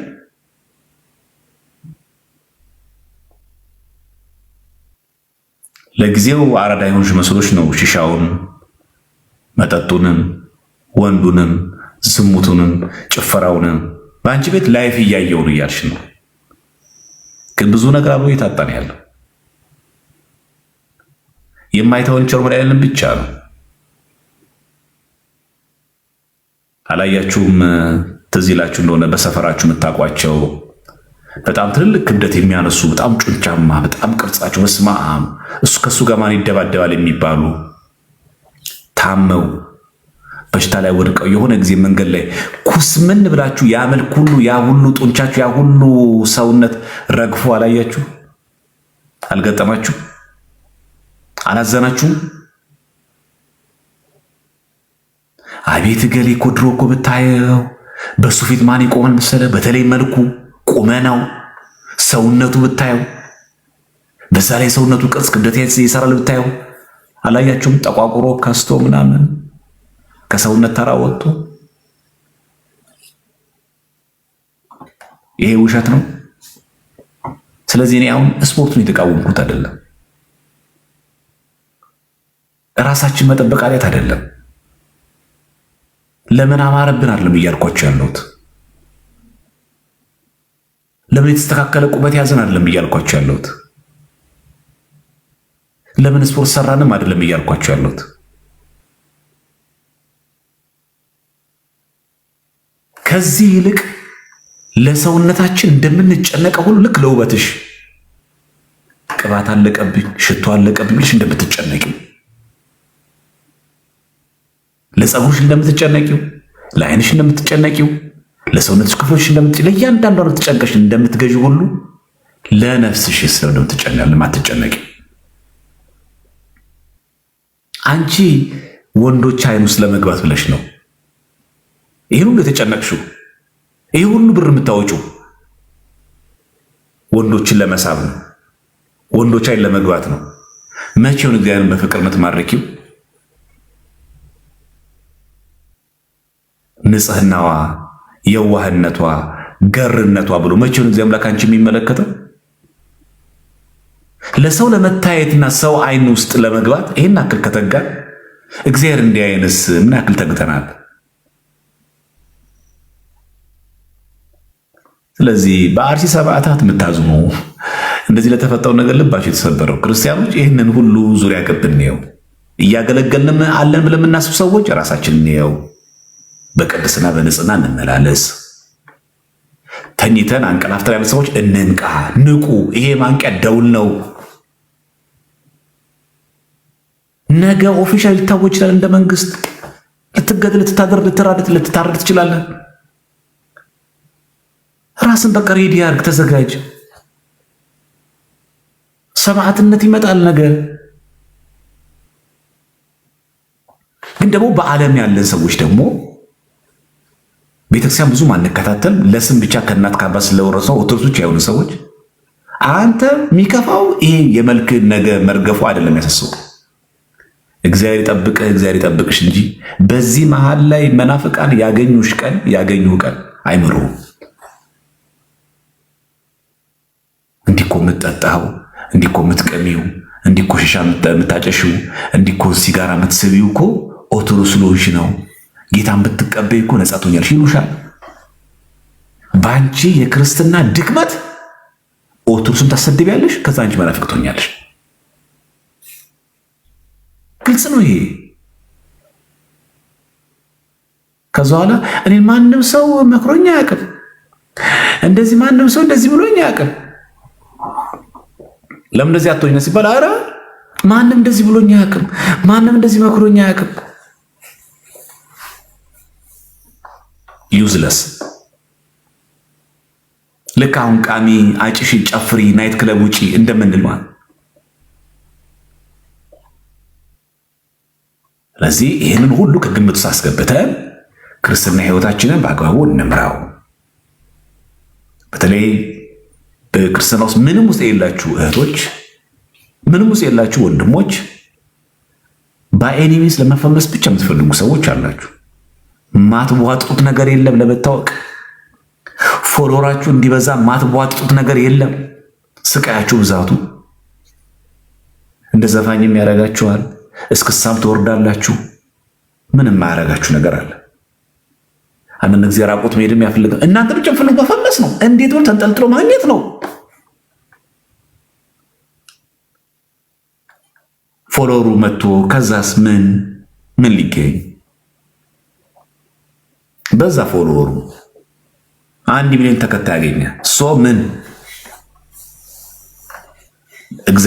በእግዚአብሔር ዘንድ ነው ቅዱስ እንኳን 1 ሚሊዮን ያለውማ ቅዱስ ነው ገነት ይገባዋል ነው የሚለው።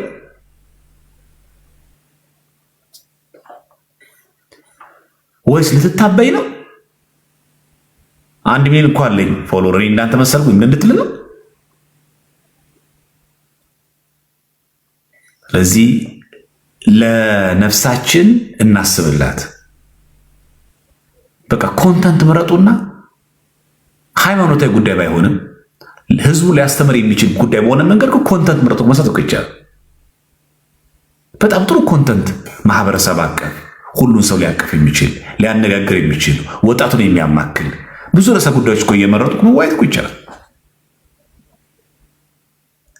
የዲፕሬሽን ምንጩ ምንድን ነው? ይሄ እኮ መዋየት አይቻልም። ዲፕሬሽን ስለው እንደሚጨነቀው ብዙ ራሱን ያጠፋል። የሀብታም ልጅ ሙሉ ራሱ የኢኮኖሚ ችግር ብቻ አይደለም። ለምንድን ነው መዋየት እኮ ይቻላል። ይሄን ኮንተንት ምረጡ መዋየት ትችላላችሁ። ይኸው ሰጠኋችሁ ኮንተንት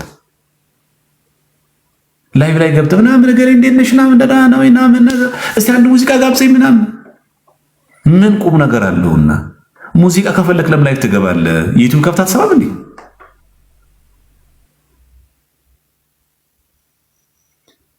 መከራህን አትየው ግድ የለም። እዚህ ዋናው ጉዳያችን ደወተ በማይረባ ነገር ውስጥ ከምንገባ የሚመጥነን ደግሞ አንገታችንን መዛይ ደግሞ ክረሳለን። የአንዳንዱማ ደግሞ ላይቭ ላይ የሚሰዳደቡ ስድብ ደግሞ አይጣል ነው። በስመ አብ ወልድ በጣም ይገርማል። እውነት እዚህ ይሳሳቃሉ፣ እዚህ ይሰረድባሉ። ስድቡ ከነሱም ያልፋል። እናትና አባት ሚስት ልጅ ላይ ሄደ ይቧቀሳሉ። ከዛ ልጅ ጋር ደግሞ ይታረቃሉ። ጉደኛ ነን እኛ በእውነት። ስለዚህ በተለያየ ዓለም የምትኖሩ ወጣቶች ሆናችሁ በተለይ 20 ቤት ያላችሁ ብዙዎቻችሁ ወጣቶች እባካችሁን የምትሰሩት ማንኛውም ነገር ክርስትናችሁን የሚያስነቅፍ አይሆን። አንገታችሁ ላይ ክር አለ ይብዛም ይነስም። ስለ ኦርቶዶክስ እውቀት በጥልቀት እውቀት ይኖራችሁም አይኖራችሁም ግን ኦርቶዶክስ ናችሁ። እባካችሁን የማይገባ ኮንተንት የማይገባ ነገር እየሰራችሁ ሰድባችሁ ለሰዳቤ ኦርቶዶክስ እምነታችሁን አትስጡ። ሁለተኛ ኮንተንታችሁን ዓለማዊ ሊሆን ይችላል፣ ክርስትናችሁን ግን የማይጋፋ ሆኖ ስለ ሃይማኖታችሁ ግን እወቁ። አያሳፍርም። ሚስጥረ ሥላሴ እያወቁ እኮ ጥሩ ጋዜጠኛ መሆን እኮ ይቻላል። ነገረ ክርስቶስን እኮ በደንብ አግቶ እያመሰጠሩ ከያኒ መሆን እኮ ይቻላል። ገጣሚ መሆን እኮ ይቻላል። ማን ይከለክለናል?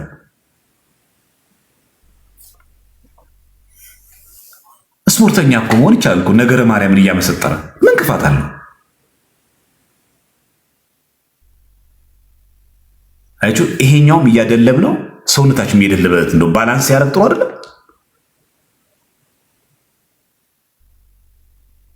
አይምሮም እንደዛ ነው። ነገራችን ላይ ልክ ስፖርት መስራት የጀመረ ሰው ሲያቆም ሰውነት ወደ ነበረበት ይመለሳል። ስተወው ይተውሃል። እውቀትም እንደዛው ነው። ስተወው ይተውሃል። እንደዛ እንዳይተወን ደጋግሞ ከንባብ ጋር ከእውቀት ጋር ከንስሐ አባት ጋር ከቤተክርስቲያን ጋር ያለን ግንኙነት እያጠናከር ነው መሄድ። ይሄ እንደ ድል እንጠቀሙ። ቤተክርስቲያናችን አትወግዝ። ሞዴሊስት እኮ መሆን ትችላለህ። መልክ የሰጠ እግዚአብሔር ነው። ቁመት ብትለው ቁመት የሰጠ እግዚአብሔር ነው። ማን የሰጠው? አንተን ያመጣው አይደለም። ማን ያመጣው? አንተ እኮ ነው ያመጣው። ይሄ ደግሞ ሁላችሁ ታውቁታላችሁ መቼማ ለዚህ መቼስ አዲስ ነገር ልማወራላችሁ ያለው የፈለገ ብንፈምስ የፈለገ ብንታወቅ አቤት ቁመቱ እንባል ሸንቃጣ ብንሆን አይነገብ ብንሆን የሰጠን ማን ነው?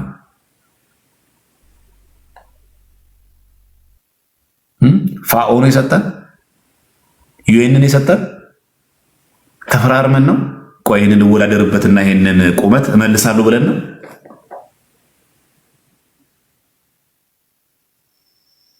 ማን የሰጠን? እግዚአብሔር ነው የሰጠን። ታዲያ ምን ችግር አለው? ስርዓት የቤተ ክርስቲያን እኮ የሚያውቅ ኦርቶዶክስ ሳይሆን እኮ ሞዴሊስት መሆን እኮ ትችላለህ። ስርዓት ያለው እኮ ሞዴሊስት መሆን አይቻልም? የሚጋጭ አታስመስሉት። የሚጋጨው ዝሙት ነው። የሚጋጨው ዳንኪራ ነው። የሚጋጨው ዳንኪራ ነው። የሚጋጨው መዳራት ነው። እግዚአብሔር የሚጠላው ይሄንን ነው። ይህን አብረህ የምታረግ ከሆነ ይጋጫል። በአግባቡ ስፖርትን እየሰራ በአግባቡን የቤተክርስቲያን ልጅ መሆን ትችላለህ። እና እባካችሁን አንዳንድ ጊዜ ብዙዎቹ ወጣት አሁን በጣም እንጨነቀው ለውጫዊ ነገራችን በጣም እንደ እውነት እንነጋገርና ልናገርና ልጨርስ። ስንቶቻችን ነን ከቤት ስንወጣ ለልብሳችን የምንጨነቀው? ስፔሻሊ እህቶቻችን። ወንዱም በእርግጥ አሁን ብሷል። ስንቱ የሚጨነቀው በጣም ሰው ሲያየን ከራስ ጠጉራችን እስከ እግር ጥፍራችን ስለሚያየን ከቤት ስንወጣ ለሆነ ጉዳይ የምንለብሰው ልብስ መስታወት እንዴት አይተን እንደምንወጣ። ኤፍሬም ሶርያዊ እንደዚህ ይላል፣ ከቤት ስትወጣ፣ ከአልጋ ስትነሳ፣ ስትቀመጥ፣ ስትነሳ፣ በሩንም ስትከፍተው ሁል ጊዜ በስመ ሥላሴ አማትበህ ግባ ውጣ ይላል። እንዲህ የሚያደርግ ሰው አለ? ኤፍሬም ሶርያዊ ነው ያለው ኮሚኒተሪ ኦን ማርክ ላይ የማርቆስ ወንጌል በትርጉመ ድርሳኑ ላይ ማለት አለ። እንደዛ ብሎ ስትተኛ፣ ስትነሳ፣ በሩንም ስትከፍተው፣ ከአልጋም ተነሳ ብድግ ስትል፣ ቆመ ስትሄድ፣ ምግብ ስትበላ፣ ስትጨርስ፣ ከቤት ስትወጣ፣ ወደ ቤትም ስትገባ ሁል ጊዜ በስመ ሥላሴ በመስቀል ምልክት አማትብ ይላል። አጋንንት ካንተ ይርቃሉ ይላል። ይሄ ሁሉ አለ። እኛ ያለነው የት ነው? ኮስሞቲክ። እኛ ያለነው ውበት ላይ። እኛ ያለነው የት ነው? ልብስ ላይ። እኛ ያለነው ቁመት ላይ። እኛ ያለነው ፀጉር ላይ።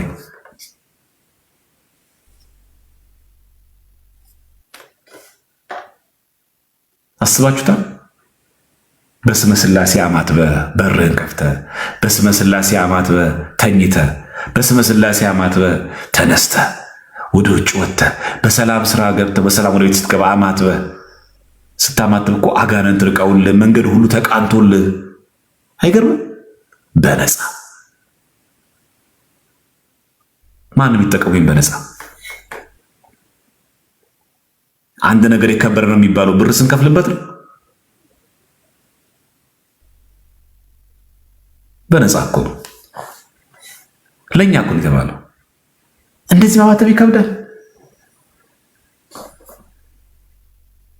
ሰዓት ይወስዳል። በርን ስትከፍት እንደዚህ ለማለት ሰዓት ይወስዳል። ምግብ ስትበላ እንደዚህ በስመ አብ ለማለት ሰዓት ይወስዳል። ከእንቅልፍ ስነሳ እንደዚህ ለማማተብ ሰዓት ይወስዳል።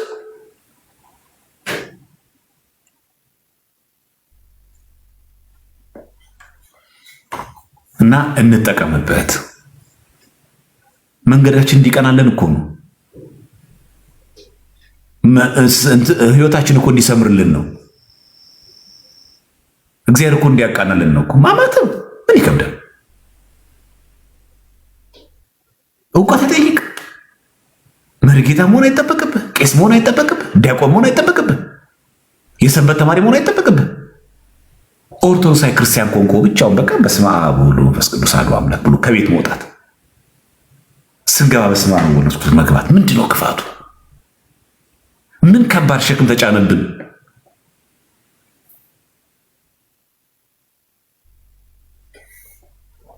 ይሄ ለሁላችን የቤት ስራ ነው። ኤፍሬም ሶርያዊ የተናገረው የአራተኛው ትኩረት ዘመን ሊቅ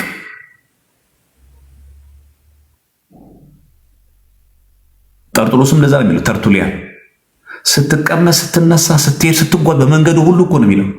ስትሄድ ሁሉ አማትብ ስለዚህ ማማተብን በልቦናችን ያሳድርብን እግዚአብሔር አምላክ። ሁላችንም ማማተብ ትልቅ ጸጋ አለው። እሺ ክርስቲያኖች፣ አጋንንት ያርቃል፣ መንገድ ያቀናል፣ ከክፉ ነገር ይጠብቃቸዋል፣ እግዚአብሔር ከፊት ለፊት ይቀድማል። እንደዛ ይሁን መጽሐፍ ቅዱስ መንገድህን ለእግዚአብሔር አደራ ስጣለ የሚል አደራ መስጠት እኮ ምን ከባድ ነገር አለው አሁን ይሄ? እና መንገዳችን እንዲቀናለን ሁሉ ጊዜ ማማተብ አለብን። ከበረከቱ እንካፈል ማድረግ አለብን። ስለዚህ ወጣቶች በተለይ በጣም ቲኔጀሮች 10 ቤት ያላችሁ 20 ቤት ያላችሁ ሰዎች አሁን ተጠቀሙበት። እድሜያችሁን ጊዜው የምታውቁት ነው፣ ከፍቷል። አሁን ማንም ሰው መጠቀሚያ ነው የሚያደርጋችሁ። እነዛ ሁሉ ወንድ ሴቶች ሲከተሉ አይተ ሴቶች ይወዱኛ ብላ አትድከም። ምናልባት ከእውነት ከልብ ለትዳር ብትፈልግ ምናልባት 1-2 ቢኖሩ ነው። አብዛኞቹ ለዝሙት የሚፈልጉ ሴቶችም ልክ እንደዛው። ዛሬ አንቺን ደምግባት ተከትሎ አንቺ ስር እየተረመጠመጠ ያለ ወንድ ሁሉ ለትዳር የሚፈልግሽ ሆኖ አይደለም፣ አብዛኛው ለዝሙት ነው። እወቁበት። አንቺ ደግሞ ባለቤትነቱ የአንቺ ሰውነት የአንተ ሰውን ባለቤት ደግሞ ለእግዚአብሔር ነው። ታውቃላችሁ አይደለም? ካርታና ፕላኑ ይህን ታውቃላችሁ። ካርታው አንድ ሰው መኪና ሲገዛ ምን አለ? ሊብሬ፣ ይህ መኪና የማን ነው? ቤትም ሲገዛ ይሄ ካርታ የማን ነው እንደሚባል ልክ እንደዚሁ እኛ የማንን? እግዚአብሔር። በእግዚአብሔር በሆነው ሰውነት ላይ መዘሞት ወንጀል ነው። ኃጢአት ነው እኮ ብቻ አይደለም እኮ ወንጀል ነው። እናንተ በገዛችሁበት በአንተ ቤት ላይ በአንተ ስም በሆነ ካርታ ባለው ቤት ላይ ማንም ገብቶ ቢጨፍር ዝም ትላለህ? እንዴት የሚያውረገርግህ?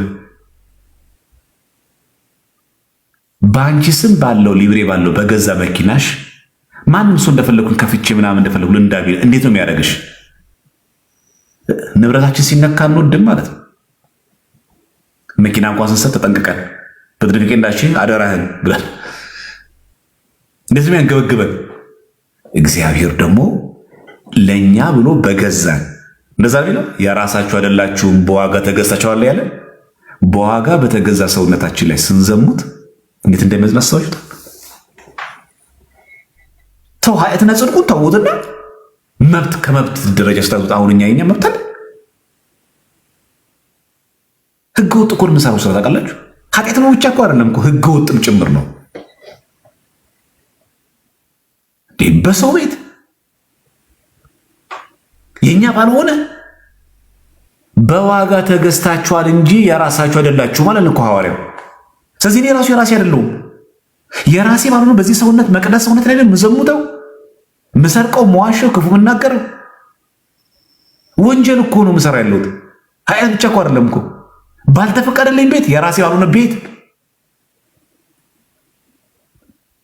ማናችሁ እንኳን ባለ መብቴ ነው እንዳትሉሽ። ማናችንም ብንሆን የሆነ ክፉ ቃል ተናግረን መብቴ እኮ ነው ምን አገባ እንዳትሉ። አንተ ራሱ የራስ አይደለህማ። አንቺ ራሱ የራስሽ አይደለሽማ። ባለቤትነታችን የማን ነው? የእግዚአብሔር ነው። በቃ አለቀ። ስለዚህ እኛውን እየሰራን ያለው ወንጀል ኃጢአት ምንድን ነው? የራሳችን ባልሆነ ቤት ሳይታችሁ በዋጋ በተገዛ ቤት ክርስቲያን ተብለን በክርስቶስ ካርታው በሱ ላይ ሆኖ እኛ ግን ሙልጭ አድርገን እንከደዋለን። አቤት እግዚአብሔር ትዕግስቱ ግን በስመ አብ እንደኛ የቻለው አለ። ግን እንደው ዝም ብሎ ቢመለከተን ራሱ በገዛ ቤቴ ላይ እንዲህ ስትሆን ትንሽ እንኳን አታከብረኝ ነው እኮ ይላል። ማነው 4 ኪሎ ገብቶ እንደዚህ ሆነ? ታውቀዋለህ? 4 ኪሎ ላይ ቤተ መንግስት ብትገባ የሚሆነውን ታውቀዋለህ። ከዚህ ይልቅ የሰማዩ ንጉሥ አይበልጥም?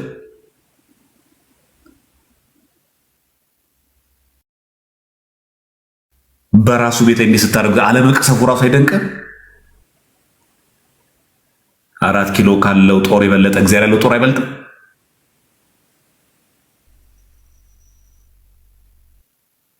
ቤት የተደፈረ ብሎ ምን ሊያደርግ እንደሚችል ታውቃለህ? እግዚአብሔርስ ምን ይበል? ቅዱሳን መላእክትን ቢያሰማራ የት እንገባ ነበር?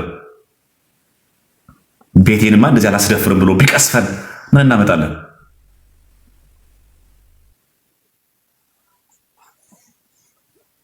ይሄ በጣም አደገኛ ነገር አይታችኋል። ዝም ብላችሁ እግዚአብሔር ዝም ብላችሁ አስቡት። አይታችሁ ትዕግስቱን እንዴት አድርጎ እንደተሸከመ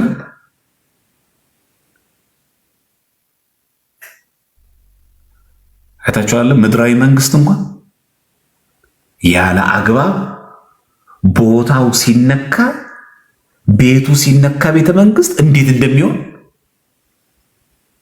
የሰማዩ ንጉሥ ክርስቶስስ ቤቱን እንደፈለግን ስናቆሽሽበት ዝም ሲል መላእክት የማይተዙት መስሎ ነው?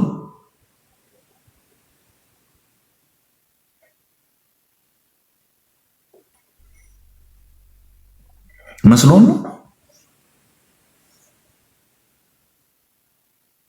በዋጋ የገዛሁት ነው፣ ስጋዬን ቆርሼላቸዋለሁ፣ ደሙን አፍሼለታለሁ፣ የኔ ነው ብሎ እንኳን በኃይል መጥቶ አስጠንቆናል። ዝም ይላል። ዝም። አንደኛ ወንጀል ነው በእኛ ባልሆነ ሰውነት ላይ፣ ሁለተኛ ኃጢአት ነው እየሰራን ያለነው። ለዚህ እኮ ነው ሐዋርያው እናንተ የእግዚአብሔር ቤተ መቅደስ አይደላችሁምን? አርላ እግዚአብሔር ቤተ መቅደስ እኮ ነው። በእሱ ቤተ መቅደስ ላይ እንደልባችን ማን አለ ከኛ መካከል ራሱን በራሱ ፈጥሮ የመጣ ሰው አለ እዚህ ውስጥ? እኔ እኮ ሰው ነኝ ግን ራሴን የፈጠርኩት ያለ እግዚአብሔር የሚል ሰው አለ እዚህ ውስጥ? ያለ እግዚአብሔር ፍቃድ የመጣ ሰው አለ እኛ ውስጥ? ስለዚህ ኃጢአት ስትሰሩችን ነገር ሁሉ እናስባት። እሺ እየሰራ ያሉት እኮ ወንጀል ነው ብሎ እንደ ህግ እንኳን ምን ያክል እግዚአብሔር ብንንቀው ነው? አይታችሁ እንደዛ ማለት ታውቃላችሁ ትርጉሙ? እግዚአብሔር ምን ያክል ብንቀው ነው በሱ ሰውነት ላይ እንደዚህ መሆነው? እንደዚህ ማለት ያለበት ምን ያክል ብንቀው ነው? ስለዚህ ኃጢአት መስራት ማለት እግዚአብሔር መዳፈር ነው ማለት ነው። በቤትህ በመቅደስህ በማሰብ አለብን ማለት ነው። ይሄ ለሁላችንም እንደ ቤት ስራ ይሆን ለማለት ያክል ነው። እንደው ዛሬ ጫና አድርጌ የተናገርኩት በእነዚህ በአርሲ ሰማዕታት በተመለከተ ልባችን ተሰብሮ ከዛም አልፎ እየደማ እያለቀስን እያዘን ያለን ክርስቲያኖች ራሳችን አሁን ባወራናቸው በተማማርናቸው ትምህርት በመሰረት ሁሉ ከኔ ጀምሮ ሁላችንም ወደ መንፈሳዊ ሕይወት ለመምጣት እንጣር። ይህን ሁሉ ተምረን እኮ ልንወድቅ ቻለን። እንነሳ ቶሎ በንስሐ ከነገ ወዲያ ደግሞ ስንነሳ እንድንወድቃለን። አሁን ተመልሰን በንስሐ እንዲህ እያልን እስከ ዕለተ ፍጻሜች እግዚአብሔር ወደደ ቀን ያቆመናል። እስከዛ ግን እንውደቅ፣ እንነሳ፣ እዩ እንደቅ እንነሳ፣ እንደዛ እያደረግን እንታገል። ወይ ይህን ለማድረግ ሞክሬ እኮ አልተሳካልኝም አትበል። ዝም ብሎ የተጋደልክ ሂድ። ውደቅ፣ ተመልሰ ተነስ። አሁንም ውደቅ፣ ተመልሰ ተነስ። አንቺም ልክ እንደዚሁ ትወድቂያለሽ እኮ ነገ። አሁንም ተነሺ። ስንቴም ቢሆን እግዚአብሔር አምላክ ይሄን ይፈልገዋል። በቃ እንደዚህ አታመካኝ። ብዙዎቻችን እንደዛ የምናመካኝ ዘፈን ለመተው ሞክሬ በቃ እኔ እንደዚህ ማስተርቤሽን ማድረግ ለመተው ሞክሬ አቃቴ ምናምን ነገር። ውደቅ፣ ተመልሰ ተነስ። አሁን እኮ ከአቅም በላይ ሆነ ወደቅ። አሁንም ተነስ። እስከ መቼ? እስከ ዕለተ ሞት ድረስ ሂድ። ዝም ብለህ ቀጥል። እግዚአብሔር አምላክ የሆነ ጊዜ ድካምን አይቶ ያቆምልሃል። ድካምን አይቶ ያስታግሳል። ምን አስቸኮለ? እና አንዳንዶቻችሁ እንደዛ አትሆኑ። በቃ ብዙዎቻችን ምን አቅርቡ ይሄ ነው። እኔ ብዙ ዓመት ሆነኝ ለመተው ሞክሬያለሁ እንደዚህ ነገር ለመተው። ስንት ዓመት ነው አንተ ለመተው የሞከርከው? 40 ዓመት ይሆናል? 50 ዓመት ነው? ብዙ ዓመት ማለት ስንት ዓመት ነው? እዚህ እንደዚህ ያንበል። በቃ በወደቅን ቁጥር እንነሳ። እንወድቃለን፣ ተመልሰን እንነሳ። ከነገ ወዲያ ተመልሰህ ተነሳ። የዛሬ ዓመት ተመልሰህ ተነሳ። ግን እንደወደቅ ግን አትቅር። መነሳት አልችልም ግን አትበል። ውደቅ። ወይኔ እግዚአብሔር አምላክ ይለኝ ምንም አይደለም ብቻ አንተ ነህ። ደጋግሜዋለሁ እኮ። አዎ ደጋግመህ ንስሐ ግባ። ደጋግሜ እኮ ነው የወደቅኩት። ደጋግመህ ተነሻ። አትሰልቹ።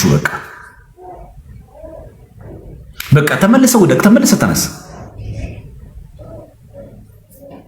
እንደዛ ማድረግ ነው የሚገባውና በቃ ስራ ፈትነትን ማስወገድ፣ ለቅዱሳን መጽሐፍት ጊዜ መስጠት። ብዙ ጊዜ እኮ ሰው እንደዛ የሚወድቀው ለማስተርቤሽን እኮ ተጋላጭ የሚሆነው ብዙ ጊዜ ስራ ፈት ስለምንሆን፣ ቤት ቁጭ ስንል፣ የሚሰራ ነገር ስናጣ፣ ፊልም ስንመለከት፣ በቃ አለቀ። ለዚህ ነው የሚወድቀው።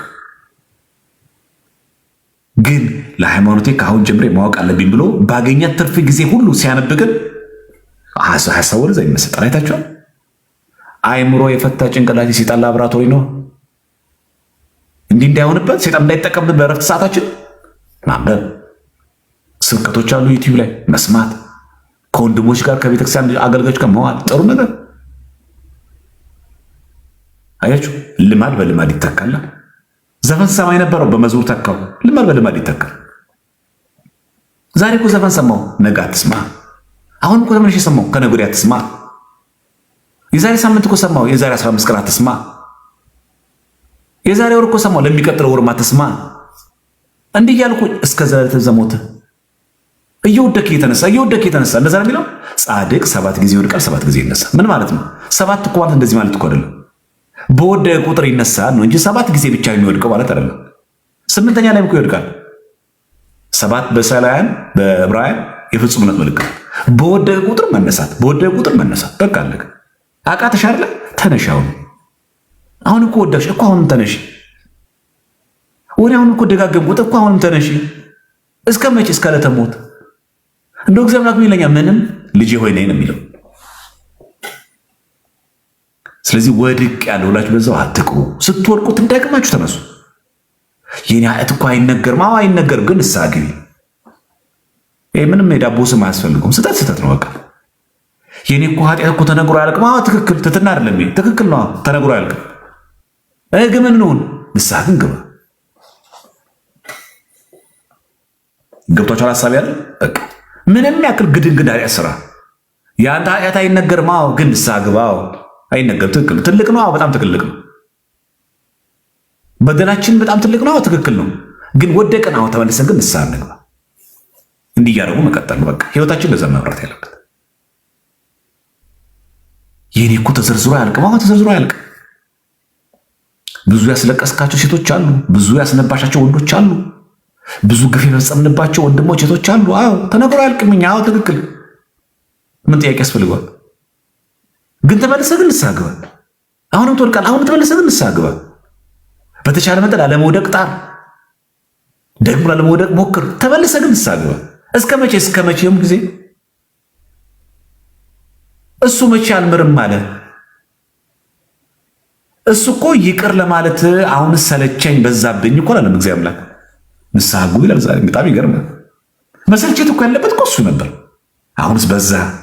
ስንት ይቅር ልበላችሁ ማለት ነበረበት። ዛሬም ግን ይቀበላል። የዛሬ ሳምንት ነው ስናለቅስም ዛሬም ይቀበላል። የሚገርም ነው የኛ አምላክ ቸርነቱ በእውነት ከየት መጣሽ የማይል የት ነበርሽ የማይል አይቴ ነበርኪ ምን ተገበርኪ የማይል ኑ ነው የሚለው እኮ በቃ አለቀ። አንተ እንደዚህ አልነበርክ አይል። አንቺ ሰው ያገለሉሽ፣ አንተ ሰው ያገለለ፣ አንተ ታዋቂ ያልሆንክ፣ አንተ ተራ ሰው፣ አንተ ዘመድ የሌለ ወገን የሌለ የማይል አልጋን ተሸክመ ሄድ የሚል አምላክ አለ። የኛ አምላክ ቆመ ሄድ እኮ አይደለም፣ ስትሸከመ የነበረችውን አልጋ ተሸክመ ሄድ እኮ ነው የሚለው። በቃ አለቀ። ተሸክሞ የነበረን ቤተሰብ፣ ተሸክሞ የነበረን ግለሰብ እግዚአብሔር አምላክ አንተ ተሸክሞ ያደርጋል። ሲረዳህ የነበረውን እንድትረዳው ያደርጋል። ጤናህን መልሶ፣ ሰላምህን መልሶ፣ ህይወትህን መልሶ አስተካክሎ ቀጥ አድርጎ አቁሞ ጥገኛ ነበርኩኝ እኮ የነሱ ስትል የነበርካቸው ሰዎች ጥገኛቸው እንድትሆን አንተ ጋር እንዲጠጉ ታደርጋቸዋል። አልጋን ተሸክመ ሄድ ነው የሚለው። ስለዚህ ዘመድ አልባ ስንሆን ዘመዳችን እግዚአብሔር ነው። እሱ አባታችን ነው። እሱ እናታችን ነው። እሱ ወንድማችን ነው። እሱ ሁሉ ነገራችን ነው። ዘመዳችን ነው። ወንድሞቹ ሊባል እንኳን አላፈረም አለ የሚለው በቃ አለ። የእኛን ስጋ እኮ ለበሰ። የእኛን ስጋ እኮ ተዋሃደ። ይህ ትልቅ ጸጋ ነው። ስለዚህ በተለያየ መንገድ ወድቅ ያለውና ምን ሰዎች በወደቅ ቁጥር ግን እንነሳ። ከሱ የበለጠ ዘመድ ማንም የለም። እግዚአብሔር ነው የሚያነሳው። ሰውን እንደሆነ አይተነዋል። ጓደኛ እንደሆነ አይተነዋል። አስመሳይ ነው። ማንም እስከተወደዳችሁ ድረስ ነው የሚያሸረግደው። ማንም አጠገባችሁ ላይ የሚያለቀልቀው እስካላችሁ እስከተፈለጋችሁ ድረስ ነው። ስትታውስ ይተፋሃል። አንድ ግን አለ ቸሩ መድኃኒዓለም፣ ሰው ሲተው የማይተው ስትታመም ከአንተ ጋር የሚታመም ስትጎዳ አብሮ ተጎዳው የሚል መከራህን አብሮ ከአንተ ጋር የሚቀበልል አንድ ቸሩ መድኃኒዓለም አለ። እርሱ ነው የማይከዳው። ታዲያ ከእሱ ጋር መዛመድ አይሻልም? ከእሱ ጋር መቆራኘት አይሻልም? ከእሱ ጋር ዘመዳም መሆን አይሻልም? ከእሱ ጋር መጣበቅ አይሻልም? አየነው እኮ ዘመድንማ፣ አየነው እኮ ረዳትንማ፣ አየነው እኮ ጓደኛንማ። ይከዱኛል ብለህ ማታስባችሁ ሰዎች እኮ የአንተ ጉድጓድ ቆፋሪ ሆኖ እኮ አገኛቸው። ይተውኛል ማታያችሁ ሰዎች እኮ የአንቺ እኮ ጉድጓድ ቆፋሪ ሆኖ እኮ አያቸው። ምን ጥቅስ ትፈልጋለህ ከዚህ በለጠ? ያልከዳው እኮ እሱ ብቻ ነው። ያራቀሽ እኮ እሱ ብቻ ነው። የዘመድ ነገር እኮ በቃ አየነው። የወገን ነገር እኮ አየነው። የሰው ነገር እኮ አየኸው እኮ ሰውን የሥራ ባልደረባ በለው ጓደኛ በለው አብሮ አገልጋይ በለው የትኛውም በለው አላየሁም። በማትጠብቀው ቦታ ላይ ሆኖ ያንተን ውድቀት የሚፈልግ ሰው አልተደነቃችሁ? እኔ እገሌን አላምንም። እስካሁን ማመን እኮ የሚከብዱ ሰዎች እኮ አሉ። እኔ እገሌ እንደኔ ላይ እንደዚህ የሚያደርግ አይመስለኝ ብለን እኮ ማናምነው እኮ አሉ። ግን እኮ እውነት ነው ሆኗል። ግን ለመቀበል የሚያስቸግረን አለ። አንድ ቀን ግን የኛን ጉድጓድ ቆፍሮ የማያውቀው ቸሩ መድኃኒዓለም ነው። እሱማ ጉድጓዱን እየደፈነልን ያው አሻግሮ ቀጥ አድርጎ አቆመን። እግዚአብሔር ስሙ የተመሰገነ ይሁን። አቆመን ቀጥ አድርጎ። ስለዚህ ከእሱ ጋር መዛመድ ነው የሚሻለው። እሱን ዘመዳችሁ አድርጉት። ለምን እንርቃለን ከሱ? ከሱ ለምን ደግሞ አንጣበቀው? ብር አልጠየቀን፣ ብሔር አላየ፣ ቁመት አላየ፣ መልክ አላየ፣ ጎሳ አላየ። ንግግር አትችልም አንተ አልተባልክ። አንቺ ኮልታፋንሽ አልተባልሽ። እግዚአብሔር የማይሰማው ቋንቋ የለም። በምንም ቋንቋ ብታወራ ብትኮላተፍ ነው ንግግርም አይኑርሽ። ዝም ብለሽ እኮ ስታለቅሺ እንባሽን እኮ የሚያነብ ነው። ዝም ብለህ እኮ ንግግር እንኳን ማታቅ ብትሆን እንኳን ስለ ሀያት እኮ ስታለቅስ እኮ ያንን እንባ እኮ ንግግር አድርጎ እኮ የሚሰማ ነኝ አምላክ። አስባችሁታል? እንባችሁን አይቶ የሚረዳ አምላክ። ይሄ ቸር አምላክ ታዲያ እንዴት ይተዋል? ይሄ በናይት ክለብ እናገኘዋለን። ይህንን ቢራና ጠጅ ጠጥተን እናመጣዋለን። ይህን ደስታ አናመጣውም እኮ። የዘላለም እኮ ማረፊያ ነው። ጴጥሮስ እንዳለው አቤቱ ከአንተ ወደ ማን እንሄዳለን እኮ ነው ያለው። ወደ ማን እንሄዳለን? ከሱ ውጭ ማን አለን? እና ተውት። እውነት ይከፋል። እግዚአብሔርን ከርተነው ተው። ከስንት ነገር እንዳወጣ እናውቀዋለን። እንደተቆፈረልን ጉድጓድ ቢሆን ኖሮ የት እንደምንገባ እናውቀዋለን። ዛሬ እዚህ ጋር መቆም አልነበረብንም። ጠላቶቻችን እንደቆፈርን ጉድጓድ ቢሆን ኖሮ እኛ እዚህ ጋር መቆም የነበረብን ሰዎች አልነበርንም። ታዲያ ለጠበቀን ጌታ ውለታው ይሄ ነው። ምን ጠየቀን? እናንተ ሸክማችሁ ከበደ ወደ እኔ ኑ እኮ ነው ያለው። እኔ ያሳርፋችኋለሁ እኮ ያለው። መጀመሪያ ሸክም ነው እዛ አራግፍሽ መጀመሪያ አይደለም እኮ ያለው። ሸክማችሁ ከበደ ወደ እኔ ኑ ነው ያለው። እኔ ያሳርፋችኋለሁ እኮ ነው ያለው። እኔ እኮ አሸክማችኋለሁ እኮ አይደለም አሳርፋችኋለሁ በነፃ። ረባካችሁ ግፍ ነው እየሰራ ያሉ ክርስቲያኖች። አሳርፋለሁ እያለ